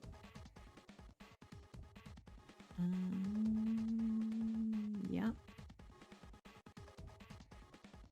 There are 2 levers here. Do you think they activate something? Well, why don't you move one? All right, I'll give it a try. Nothing? Nope. Doesn't look like anything's happened. I wonder what this cable is connected to. Okay, one side of this thing is in the room with us. The other side extends into the laboratory where Clover is. In other words, the console in front of us is connected to the device in the laboratory. The hands on the clock have stopped moving. The clock may stop, but time goes on. No time to screw around. We need to figure out a way out of here. We need to seek a way out of here. There's a lot of stuff here. I don't know how we could use any of these. Well, I can say for sure that I do know how to use at least one of these things. Which one? The one at the top. I think it's a power cable. The power cable, huh? I'll take that. Cool. This is definitely a power cable. Do you remember if we ran into anything that didn't have power? I wonder. Stand for various pieces of equipment. Some of them might be useful.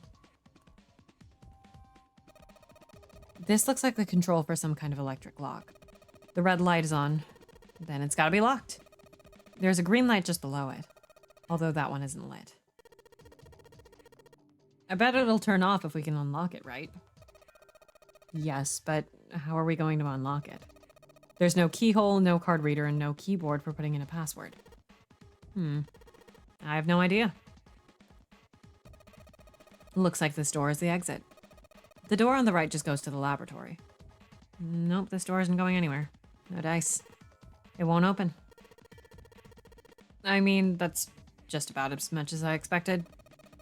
I don't think Zero would let us out of the room quite that easily. Do you think it's a power cable? I wonder if it's a power cable, guys. This looks like the control for an electronic door lock. There's a red light on display. That means it's locked. If we can get that light to turn green, then maybe we can get Clover back. Something that could use this power cable for... I know that's definitely because you can probably do that in multiple different orders, but... Is this like an examination table? There's a creepy mannequin in here, guys. There's something sticking out of the mannequin's head, like wires or something.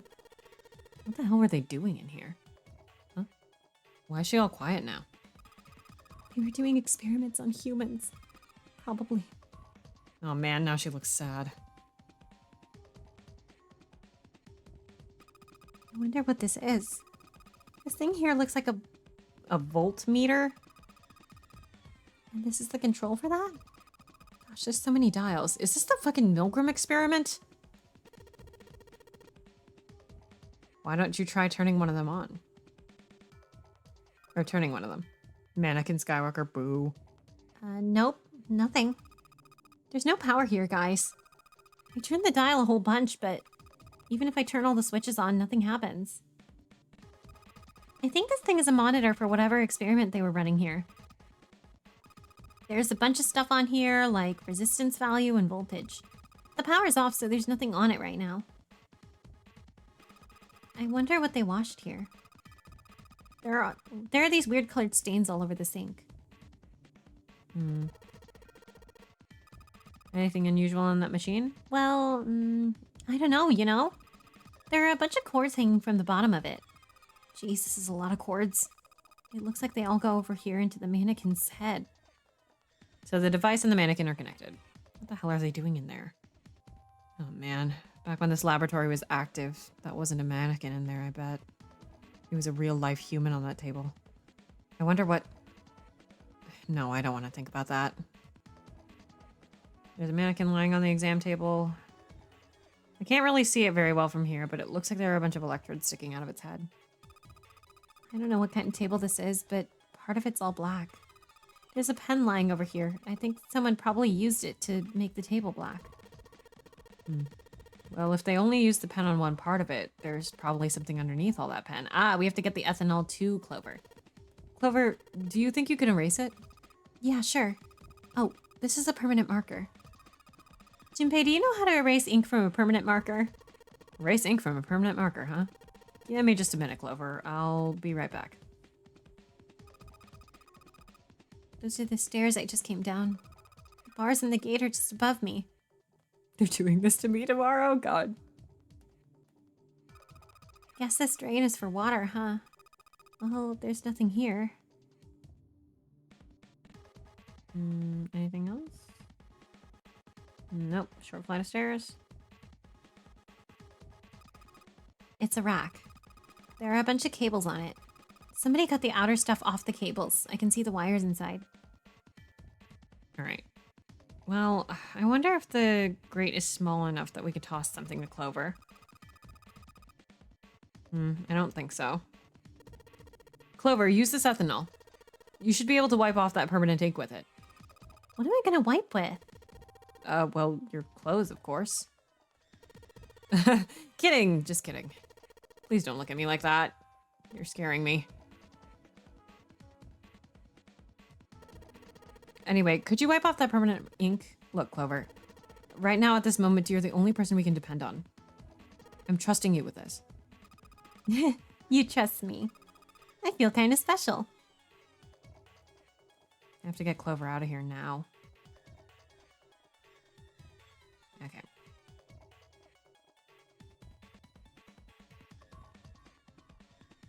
Oops, wrong one.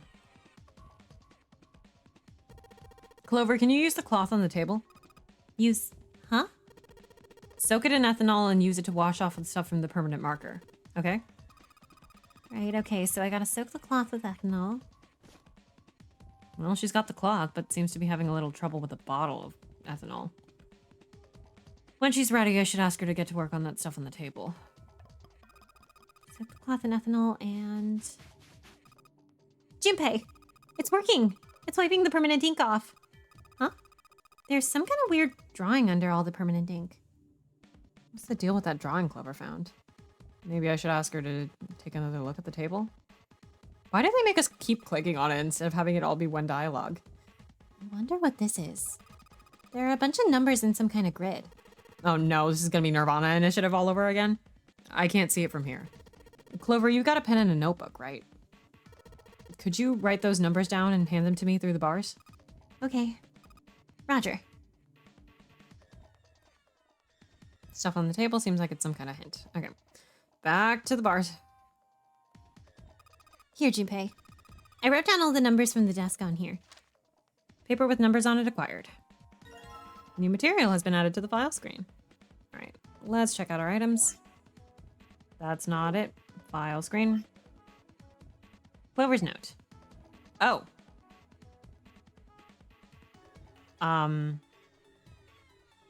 Okay. That could mean anything.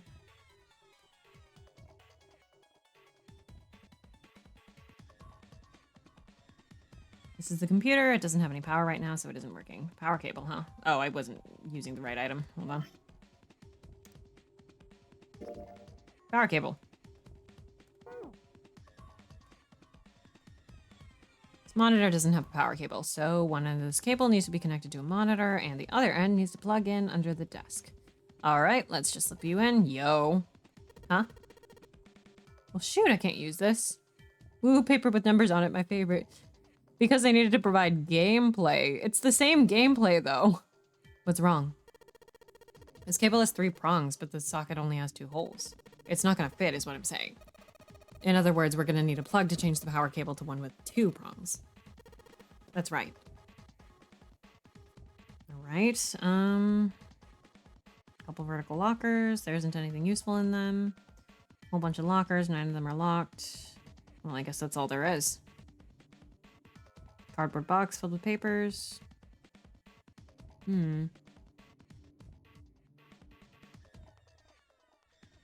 Keyhole. The power distribution board and the control panel. They're not working at the moment. Keyboard.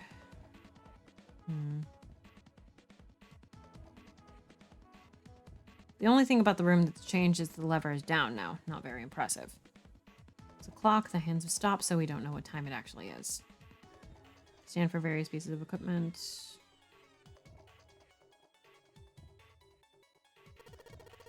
Let's think about ways we could open this door. Like what?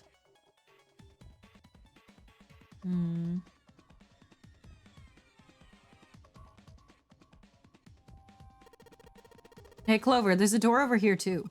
Wait, I'll be right there. I can hear her over there. Is this door gonna... Damn it. I can't open it. Clover? What about your side? It won't work. I can't even move the knob.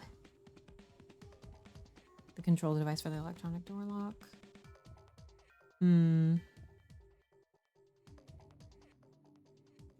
Got the scribblings from the table already. It's a rack. Hey, Clover, how are the power cables over there? Huh? What do you mean? Does the plug have 3 prongs? 3 prongs or 2? I don't know what you're talking about. Let me go look. Guess she does have to kind of crouch down to get a look under there. The cable on the monitor has it's got 2 of those little metal things. What does that mean? That's it. Okay, can you unplug that cable and bring it over here? Okay, but... But? Well, I can unplug it, but it's connected to the main computer. I can't take it over to you. Damn it, that's no good then. Well, how about just the plug? What? The plug? Well, maybe more like a connector? It's the sort of thing that makes the plug with the 3 metal thingies plug into a plug with 2 metal thingies. Still useless? Not useless. Not useless at all. That's just what we were looking for. Okay. Can you hold on for a little bit? And back down she goes. All right. Unplugged. I'll hand it to you over the bars, okay?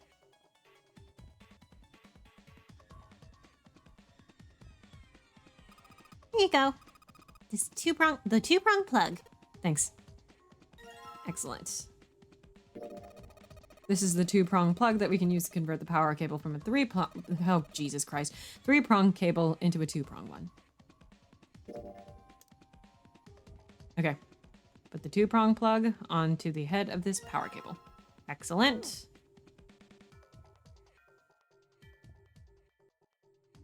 Oh god, I went the wrong way. Alright, I got the 2-prong power cable in my hand. I'm pretty sure this will work. Under the desk I go. And let's just plug this thing into the monitor. Cable management, the game. Alright, that ought to do it.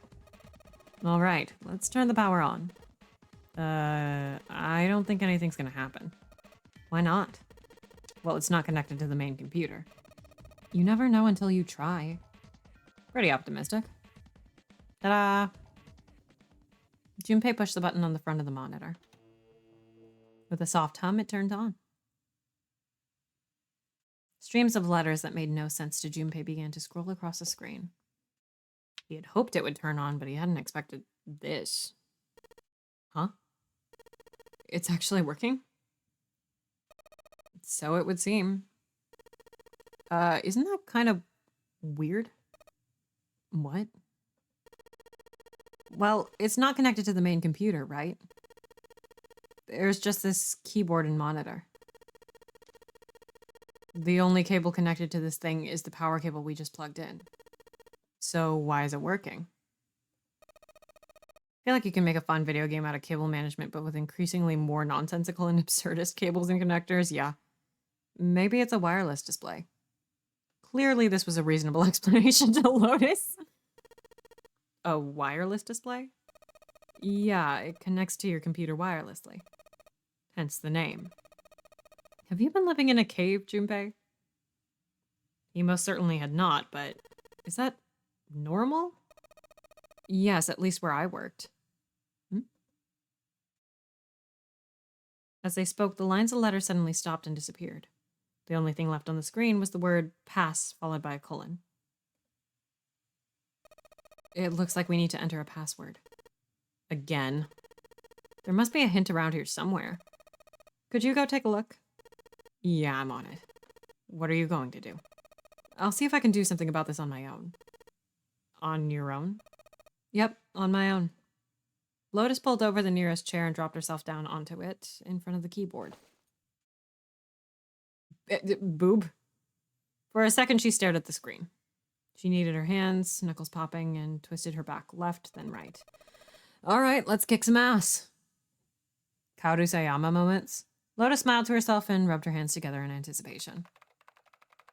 Then, before Junpei had time to blink, she was typing at an incredible speed, the click-clack of the keys running together like machine gun fire. What?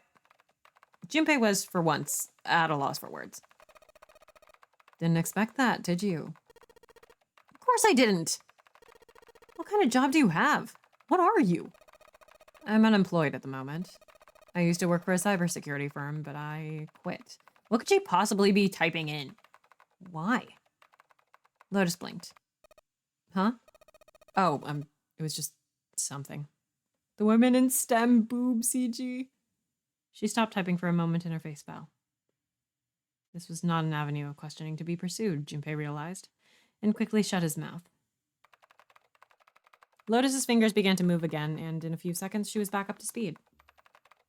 As she typed, more letters and symbols that meant nothing to Junpei began to pour across the screen. What are you doing now? I'm going to try and brute force it. Brute what? Is she literally just brute forcing password right now? A brute force attack is, well, the short version is that I just attack the thing. Head on. The long version. Without looking up or slowing down, she began to explain. A brute force attack is one of the simplest ways to break a cipher, she told him. It checks every possible combination until it finds the right one.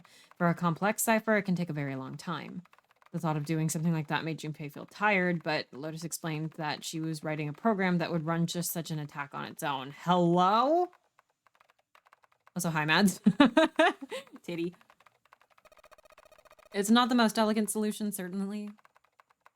But given the circumstances, there isn't much else I can do.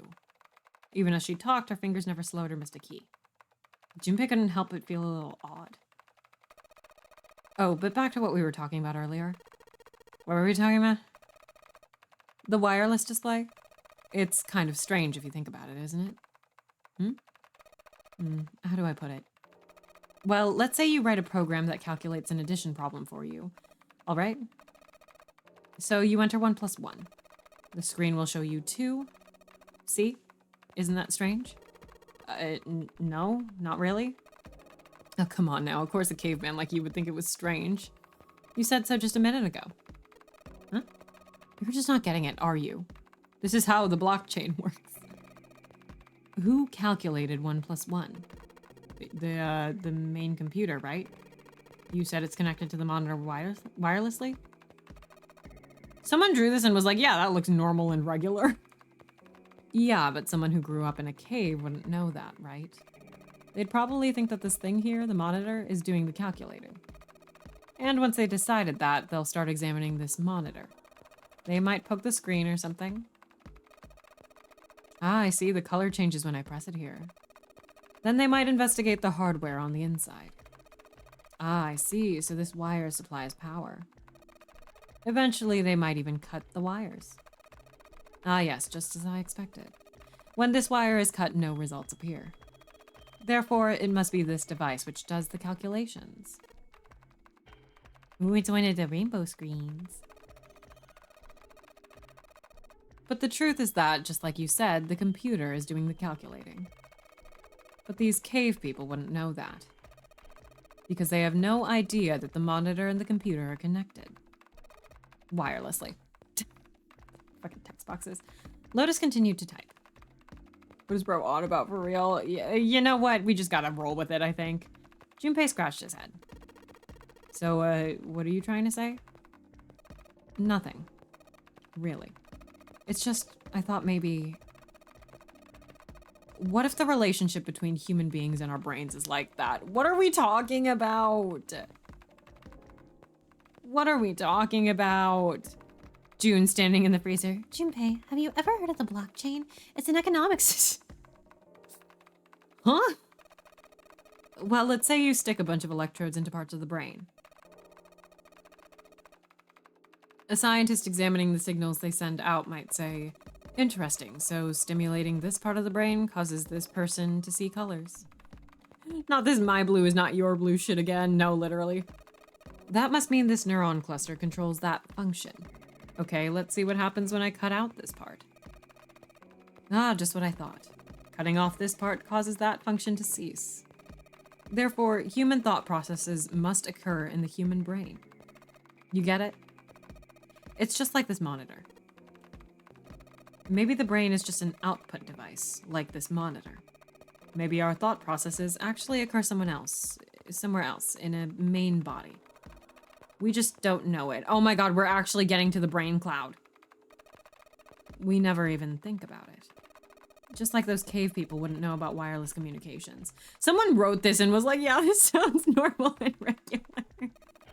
We can't imagine that there's some unknown medium that transfers information into our brains where we experience that information as thoughts.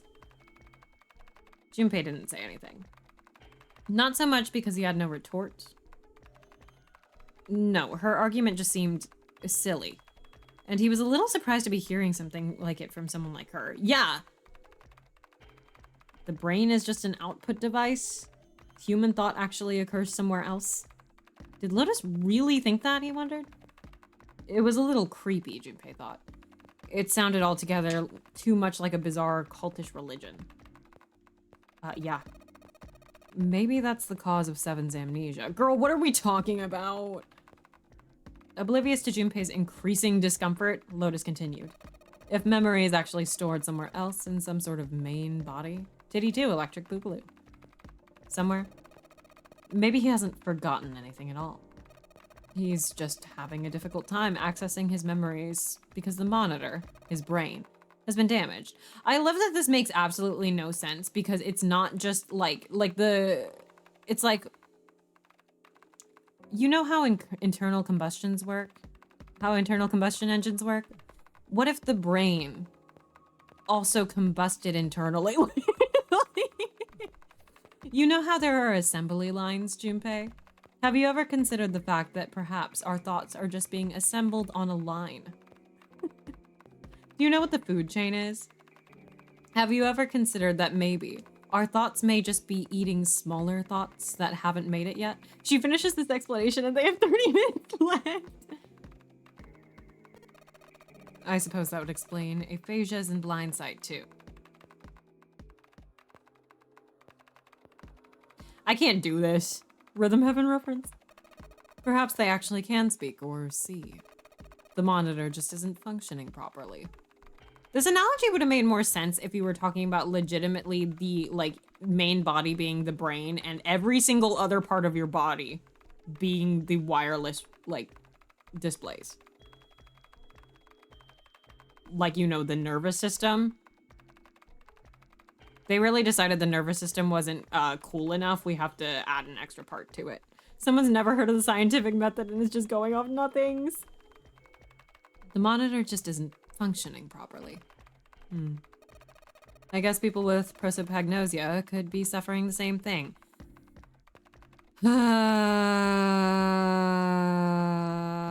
Wait a minute. What? He knew what aphasia was from watching medical dramas on TV, and blindsight was easy enough to guess, but he'd never heard the word prosopagnosia before. What, you've never heard of prosopagnosia? I see why 999 text is so easy to parody. Yeah! Lotus spun around in her chair to look at him. Junpei just shrugged and shook his head. I have heard of this word, and it's because of 999.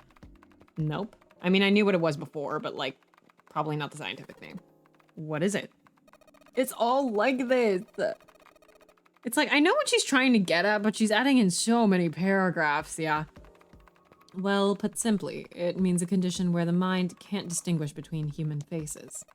In other words, my face would look the same as Clover's or even yours. So they can't remember faces, which is how most people recognize each other. That means that people with prosopagnosia have trouble recognizing even people that they're close to. Looks at you disapprovingly. Usually they can make do by associating people with other things. Their voices, their clothes, their hair. Does that mean other people's faces look like blanks? No, I don't think so. You've seen monkeys like in a zoo, right? To you and me, all the monkey faces look the same. Do you remember when we were talking about wireless monitors? Even though they've obviously got faces. Yamasaki dialogue wishes it could yap like this. Extraterritorial rights wishes it was this. It's almost impossible for a human to distinguish between them. But like, what am I gonna do? Tell a woman to shut up? No. A woman in STEM? Are you kidding? The zoo staff that works with them would learn to identify different monkeys eventually, but you or I couldn't, unless one had a scar or something else to set it apart. That's how people would be to someone with prosopagnosia. Prosopagnosia, huh? Didn't even know that kind of thing existed. Junpei did his best to act as though the entire lecture hadn't gone entirely over his head. And, what were we talking about? Clover is still in the other room. The idea that your brain is just an output device, like a monitor. Women in brainstem, literally. Are you serious about that stuff? Not really. I was just kidding for about half of it. Girl! She got the code 20 minutes ago and now she's just fucking with him, literally. I think that's what she's doing. What about the other half? Well, I guess I was just adulting.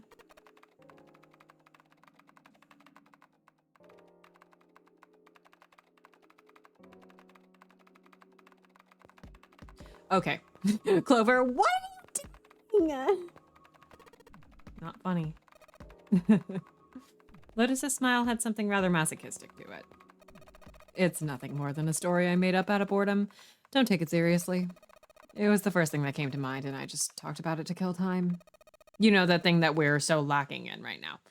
But it looks like I don't need to talk anymore. Why? I don't have to kill time any longer. As she spoke, Lotus raised her right arm high and brought it down on the enter key. And then the game just stopped. The program took only seconds to analyze the system. Chunks of text flickered on and off in quick succession, and then a line of numbers appeared, blinked, and disappeared. The screen cleared, and all that was left was the word accepted. Piece of cake? Lotus would clearly have patted herself on the back if it would not have made her look entirely ridiculous. Not that she doesn't already look ridiculous. After a few seconds, the accepted disappeared to be replaced with 9 squares arranged in a 3x3 square. Did they get rid of the adulting line in the other version? I don't remember that. I don't know. What the hell is that? No idea. Looks like a puzzle. Suddenly, Lotus stood up. Aren't you gonna, I don't know, do more computer stuff? I can't do any more. It won't let me do any more programming. See the keyboard? Nothing. So there's nothing more I can do. Well, I guess I'll leave this to you then, Junpei. What? Let me take a break, all right? I did my part. He wasn't sure what to say to that. She certainly had done her part. In fact, without Lotus, they probably would have run completely aground. I shouldn't rely on other people so much, Junpei thought to himself. From here on out, he told himself he would rely on no one else. Junpei crossed his arms and stared at the puzzle shown on the screen. All right, well... Oh, we have the thing. Hold on. So when I press one of the panels, the colors of the ones next to it switch. Oh, looks like there's some text here. All panels green equals unlock. Restriction, no more than 4 attempts. Will automatically reset after failure. Huh? In other words, I have to get all the panels green in less than 4 tries. Oh, I see. Well, let's look at Clover's thing again. Oh, geez. 1, 2, 3, 4. Oh, that's easy enough. Okay. No, I don't need to run over the... Ah, crap. Okay. Yeah. We know the answer. 4 turns, 4 touches. All right. Let's give this another shot.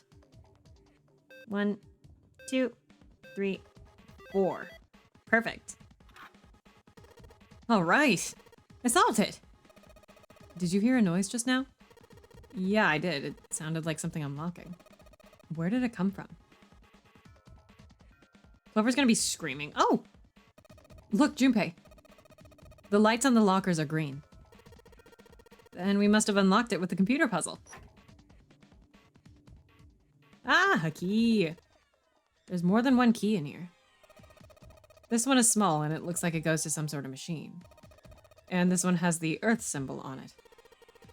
I think the Earth symbol matches a keyhole and a keyhole. New date everything joke just dropped. A keyhole in a door on the A deck. Well, if that's the case, we probably don't need the Earth key right now. All right then, Earth key. I'll just tuck you away deep in my pocket. Now, as for the other key. Yay! What key is this? From the shape of it, I'd say it's not for a door. Probably some sort of device? Oh. What is it? I wonder. Do you think maybe this is the activation key for that thing? That is exactly what I was thinking, Lotus. The activation key? Yes, it has to be. I feel good about this. It was just at that moment that he heard a voice behind him. It was Clover. Hey, Junpei, do you have a minute? He put the puzzle aside for the moment and walked over to Clover. Crazy Freudian slip. What's up?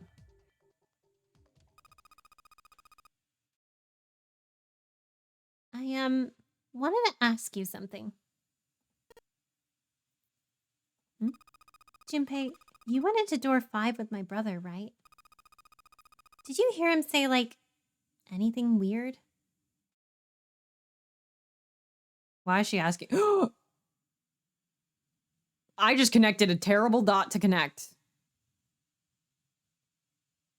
Anyway, why is she asking me this? Junpei wondered. The more he thought about it, however, the more it made sense. Snake had been gone for a long time. Clover was quite attached to her brother. Of course she would have been worried about him. He thought back to when he'd gone through door 5, hoping he might remember something, even a small something, that would help her. However... Sorry, Clover. I can't really think of anything. I'll tell Discord later what it is, because I think it's too big of a... thing to know about him. I mean, he did mention that his hearing exceeds that of a regular person, or something like that, but... that's about it. Okay. Clover's words were barely audible. She nodded vaguely to Junpei and turned to walk away. Hey, wait a minute. Look, I don't know if I should ask you things, but... if you don't mind, I was hoping you could tell me if, is Snake, I mean, was he born? You're talking about his eyes? Yeah. No. He wasn't born blind. When he was a kid, he got in an accident. really bad car accident. He couldn't see after that. And his arm... His arm? Yeah. My brother's left arm is, it's not like a normal person's arm. It's fake. It's not a real arm. The accident hurt him really bad. To save him, they had to cut off his arm. He had a prosthetic arm? I super didn't notice. Is that all you wanted to ask me? I guess we wouldn't have noticed. He wears long sleeves. Talking about her brother had clearly taken a great deal out of Clover. Junpei nodded. Look, I'm sorry for making you talk about all that painful stuff. Clover only shook her head and walked off down the stairs. Is he... I can't remember now if he's wearing like a glove on that hand or something. I feel like he wasn't. Huh. Okay. This key. The shape sure makes it seem like it goes to this machine. Alright, I'm turning it on. Okay, the monitor is on now. God, that's a loud-ass computer. And it's full of letters. It's showing some kind of warning. Power restored to the experimental device. Oh no. Emergency system will activate in the event of abnormal subject behavior. Okay. I don't like that. I don't like that one bit.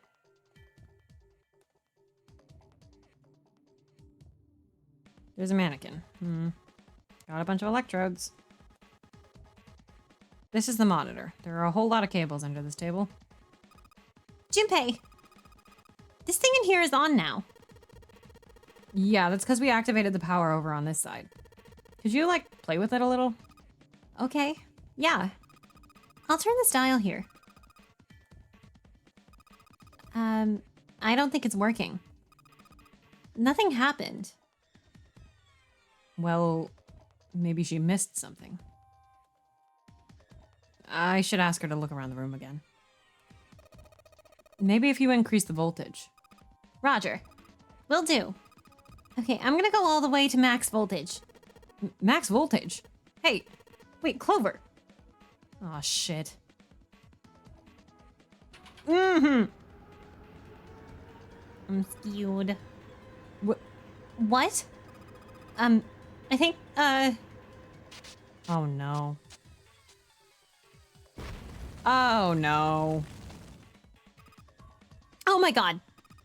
The mannequin's head. Oh man, that sounds like a fire alarm. Ugh, what the hell? Fire detected. Fire detected. The emergency system will be activated. Evacuate the room immediately. It's gonna start filling with water from the bottom, isn't it?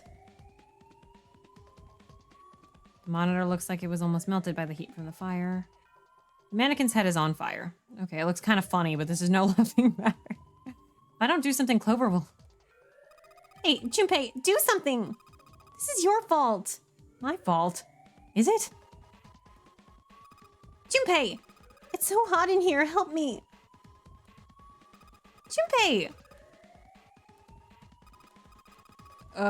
Shit.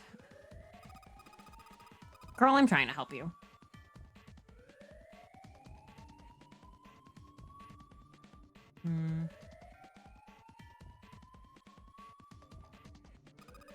It's hot in here, and smoky and stinky. I'm gonna die. Junpei, this really isn't funny anymore.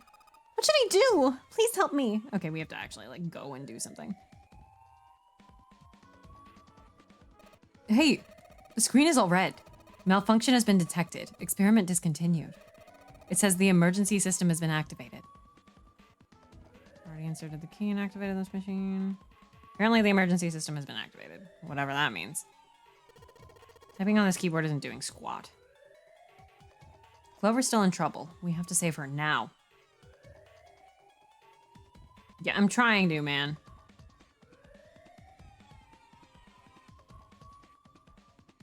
Oh! The control device for the electronic door lock. The green light is on. Junpei, look at the light. Yes, it's green. The emergency system is activated and disabled the lock. Now I can save Clover. Junpei! Come on, kid, jump. Emergency system is an alarm that says there is an emergency and doesn't do anything to help. She's safe. Oh man, that smoke is some serious business. Time to close this door again, I think. Clover, are you okay? Are you hurt? Damn, she's coughing so hard she can't even talk. Of course I'm not all right. What the hell took you so long, you big jerk? I was almost dead. Sorry, I was going as fast as I could. I really wasn't. You two can do this later. Right now, we need to get the hell out of here. That fire's not going to stay in that room forever. Does anybody want to put it out? The green light is lit. It's gotta be unlocked now.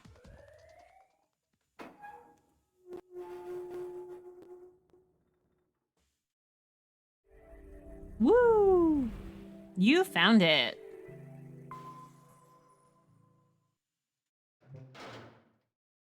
Junpei, Clover, and Lotus leapt out of the laboratory, slamming the door shut behind them. All three collapsed against the wall, breathing heavily. Junpei's heart was pounding in his chest, and his whole body felt weak.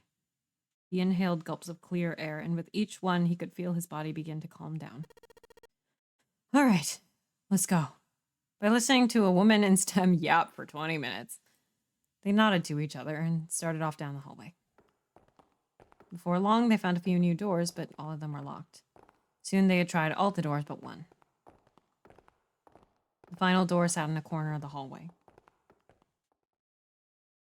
Junpei grabbed the door handle and was about to pull it open when a voice cried out behind him. It was neither Clover nor Lotus, but he recognized it. There was no doubt. The voice belonged to Jumpy! He spun around. There, at the other end of the hall, Junpei saw human figures running towards him. 3 of them. June, Santa, and Seven. They stopped short in front of Junpei and his companions, gasping for air. Hey, what are you guys doing here? What? But we didn't... Before he could finish, Clover spoke. Guys, could you come over here? She was standing near the end of a small hallway that branched off to the right. The rest of them ran over to her, curious as to what she'd found. There was something on the wall at the end of the hallway. Oh no, I'm scared. A map of the ship's interior. Oh. It said C deck in the upper left corner.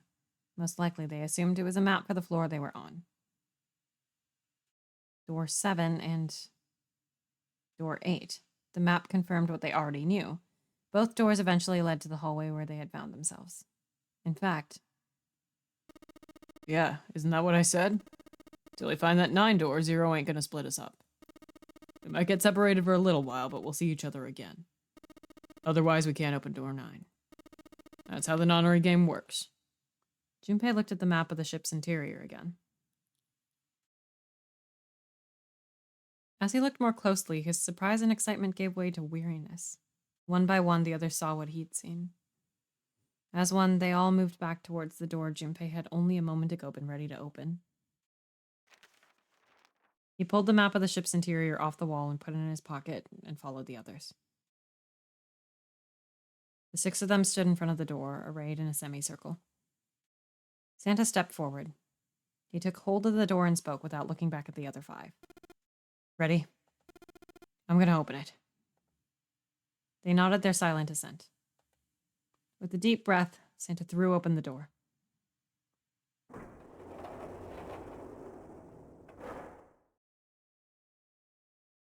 They poured through the doorway and into the room.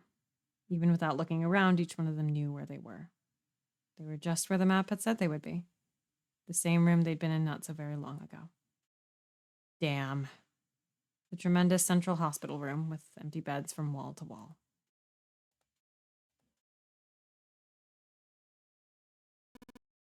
I see.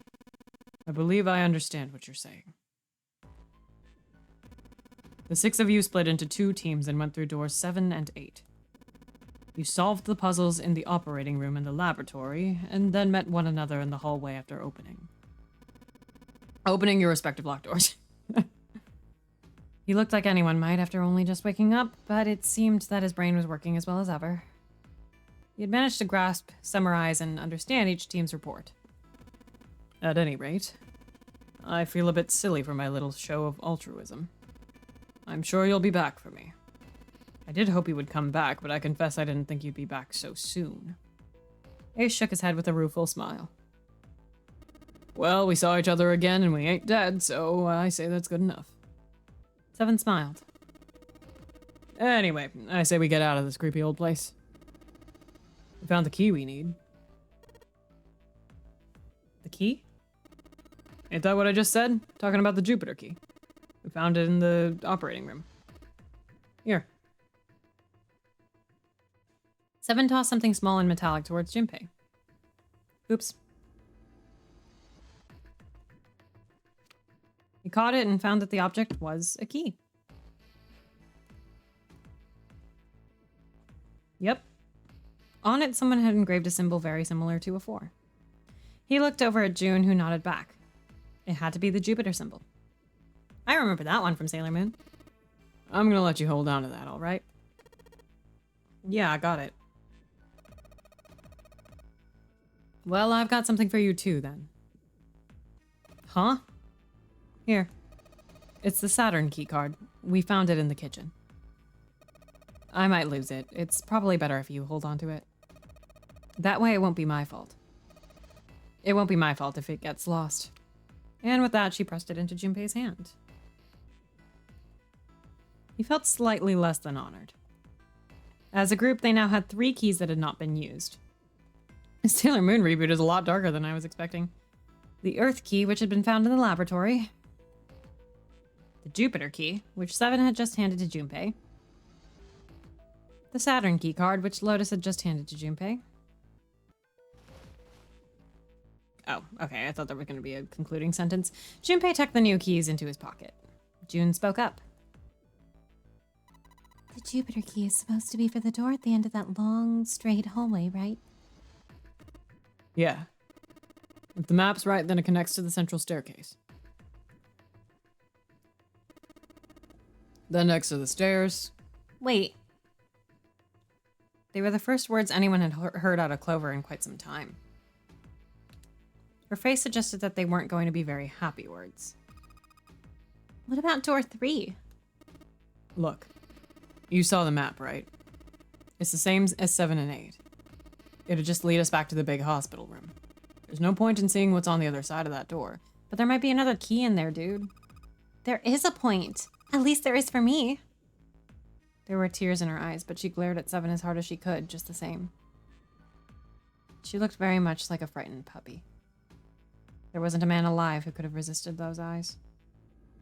Seven looked everywhere in the room except at Clover and muttered and coughed apologies under his breath. Yeah, you're right. I'm sorry. Snake might be on the other side of door 3. Clover nodded once. The next person to speak was Ace. Very well. I'll be coming with you then.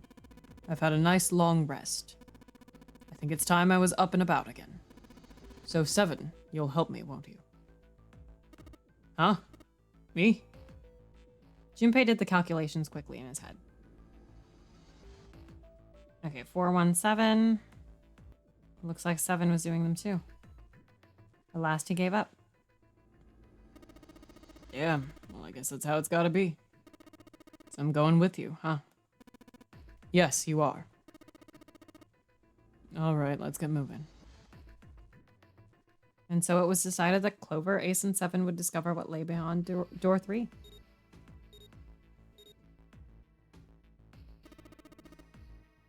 Okay, we're heading out. Be careful. Whoa, didn't think I'd be hearing that from you, Lotus. Don't let it go to your head. I'd be in trouble if the 3 of you bought it. The rest of us can't open the 9 door. Ah. The truth comes out. 7 nodded as if this answer made much more sense and pulled the lever on the red.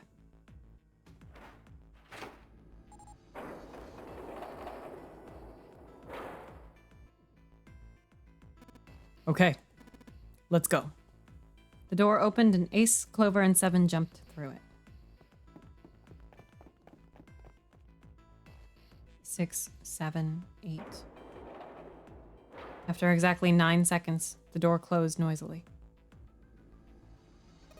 All right, we should get moving too. Huh? Get moving. Where are we going? Everyone except Lotus seemed rather confused. Well, it would be a waste of time to just sit around, wouldn't it? Let me explain.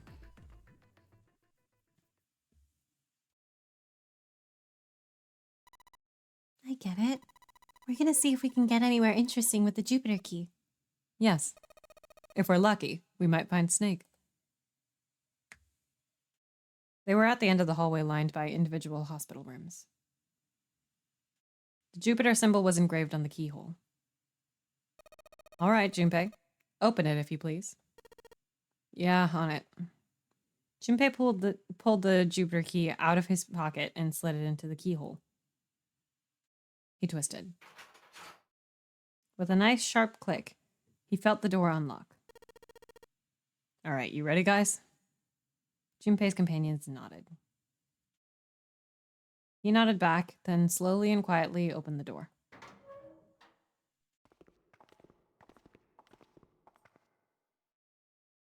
Inside was exactly what he expected to see from the map of the ship's interior. They were in a tremendous hall, almost like a ballroom, with a massive central staircase. Great, back to the beginning. You sure this is a good idea?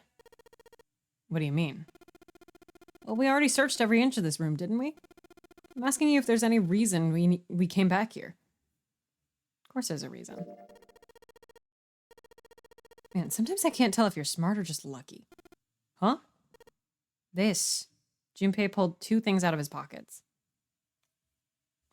The Saturn key card. And the Earth key.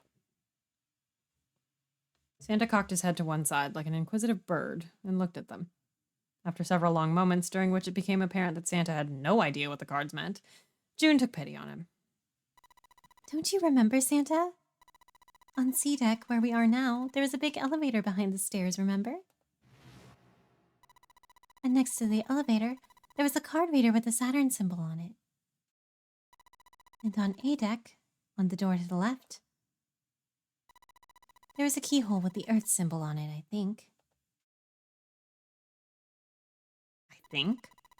So the 2 keys that Jumpy has Should let us use the elevator and the door on A deck. Huh. Yes, that's right. June smiled, pleased with herself. So did Santa. All right, I got it. Let's get started then. What do you say we split into 2 teams? Lotus and I will search the Earth one, so you 2 can search Saturn, all right? Sounds good? Junpei handed the Earth key to Santa. They decided that their initial search should be brief, only 10 minutes. They'd meet back near the staircase once they were done. Junpei and June headed for the elevators. Sure enough, there was a card reader bolted to the wall next to the left elevator. He lined up the Saturn key card and swiped it through the reader. A light on the upper left corner blinked to life. Great. Looks like it's working now. All right, now, how do I call the elevator? There was a single button to the right of the elevator door. On the button was the upside-down triangle, the universal symbol for down. There didn't appear to be an up button. Junpei pushed it. He didn't have much of a choice. That's a menacing noise. The sun? Oh! It opened. Look, Jumpy. June's voice was excited, but Junpei could hear a tinge of anxiety. Sweet, it opened. Let's get going. He grinned at June and stepped toward the open door. As he was about to set foot in it, he felt a hand on his arm. What the? Wait. What? I'm not really. Oh gosh. Junpei was at something of a loss. What could she possibly be so frightened of? June was probably afraid of Being locked up alone with a boy. they could only go down. She was afraid because the only elevator button pointed down. That meant, of course, that the elevator couldn't go any higher than the floor they were on. As he thought about it, Junpei realized he hadn't seen any elevators on the A or B decks near the central staircase. All of which meant that the elevator could only convey them to the lower decks. And the first floor below the one that they were on, D deck, should be completely submerged. That meant... Hey, wait a minute. The elevator came up from somewhere under us, right? Well, yes, I guess it did. It didn't open right away after you pressed the button. There was a motor noise, like it was moving, and then it opened. Yeah, exactly. Yes. So, take a look inside. Junpei jerked his head toward the interior of the elevator. It's not wet at all, is it? The walls and even the floor are totally dry. Oh, you're right, they are. She looked around the elevator, slightly embarrassed. Well, Let's test it. test it? Yeah, watch this. Junpei put one foot in the elevator and bent around the corner of the door until he could see the floor buttons. There were only two, E and C. He pushed the E button and jumped out of the elevator. The door slid shut, and they heard the grinding of the motor as the elevator car moved down. All right.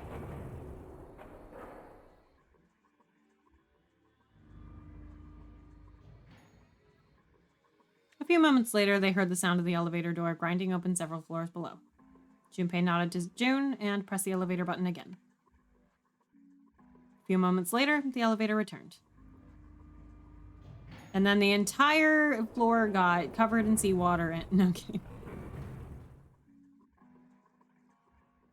The door slid open, and just as Junpei had expected, there was no water to be found. See? Junpei couldn't resist puffing out his chest just a little bit. June, however, still looked confused. What does that mean? How can the E deck be safe if the D deck is full of water? Well, here's what I think. The elevator shaft in E deck must be watertight and separated from wherever the ship's been punctured. Here, let me show you. He pulled out his notebook and pen and sketched out a rough illustration. I see. So, is that why the ship hasn't sunk? The shape of the inside keeps it from all filling with water? Yeah, I think that's what's going on. Junpei continued talking as he closed the notebook and slipped it into his back pocket. Slipped it back into his pocket, whoops. So I'm gonna go down and check it out. You stay here, all right? But... Come on, just do it, all right? He gave June's shoulder a reassuring squeeze, then hopped onto the elevator. Laurice Donham, Junpei is not. He pushed the E button and the door began to close. June looked worried, her eyes darting back and forth as if she was trying to make a decision when suddenly... I'm coming with you. Huh? At the last possible moment, June dashed forward, turning sideways just in time to slip through the gap between the closing doors. Junpei jammed his finger against the open button, but it was too late. The door had shut, and he and June were in the elevator, and it was headed down to E deck.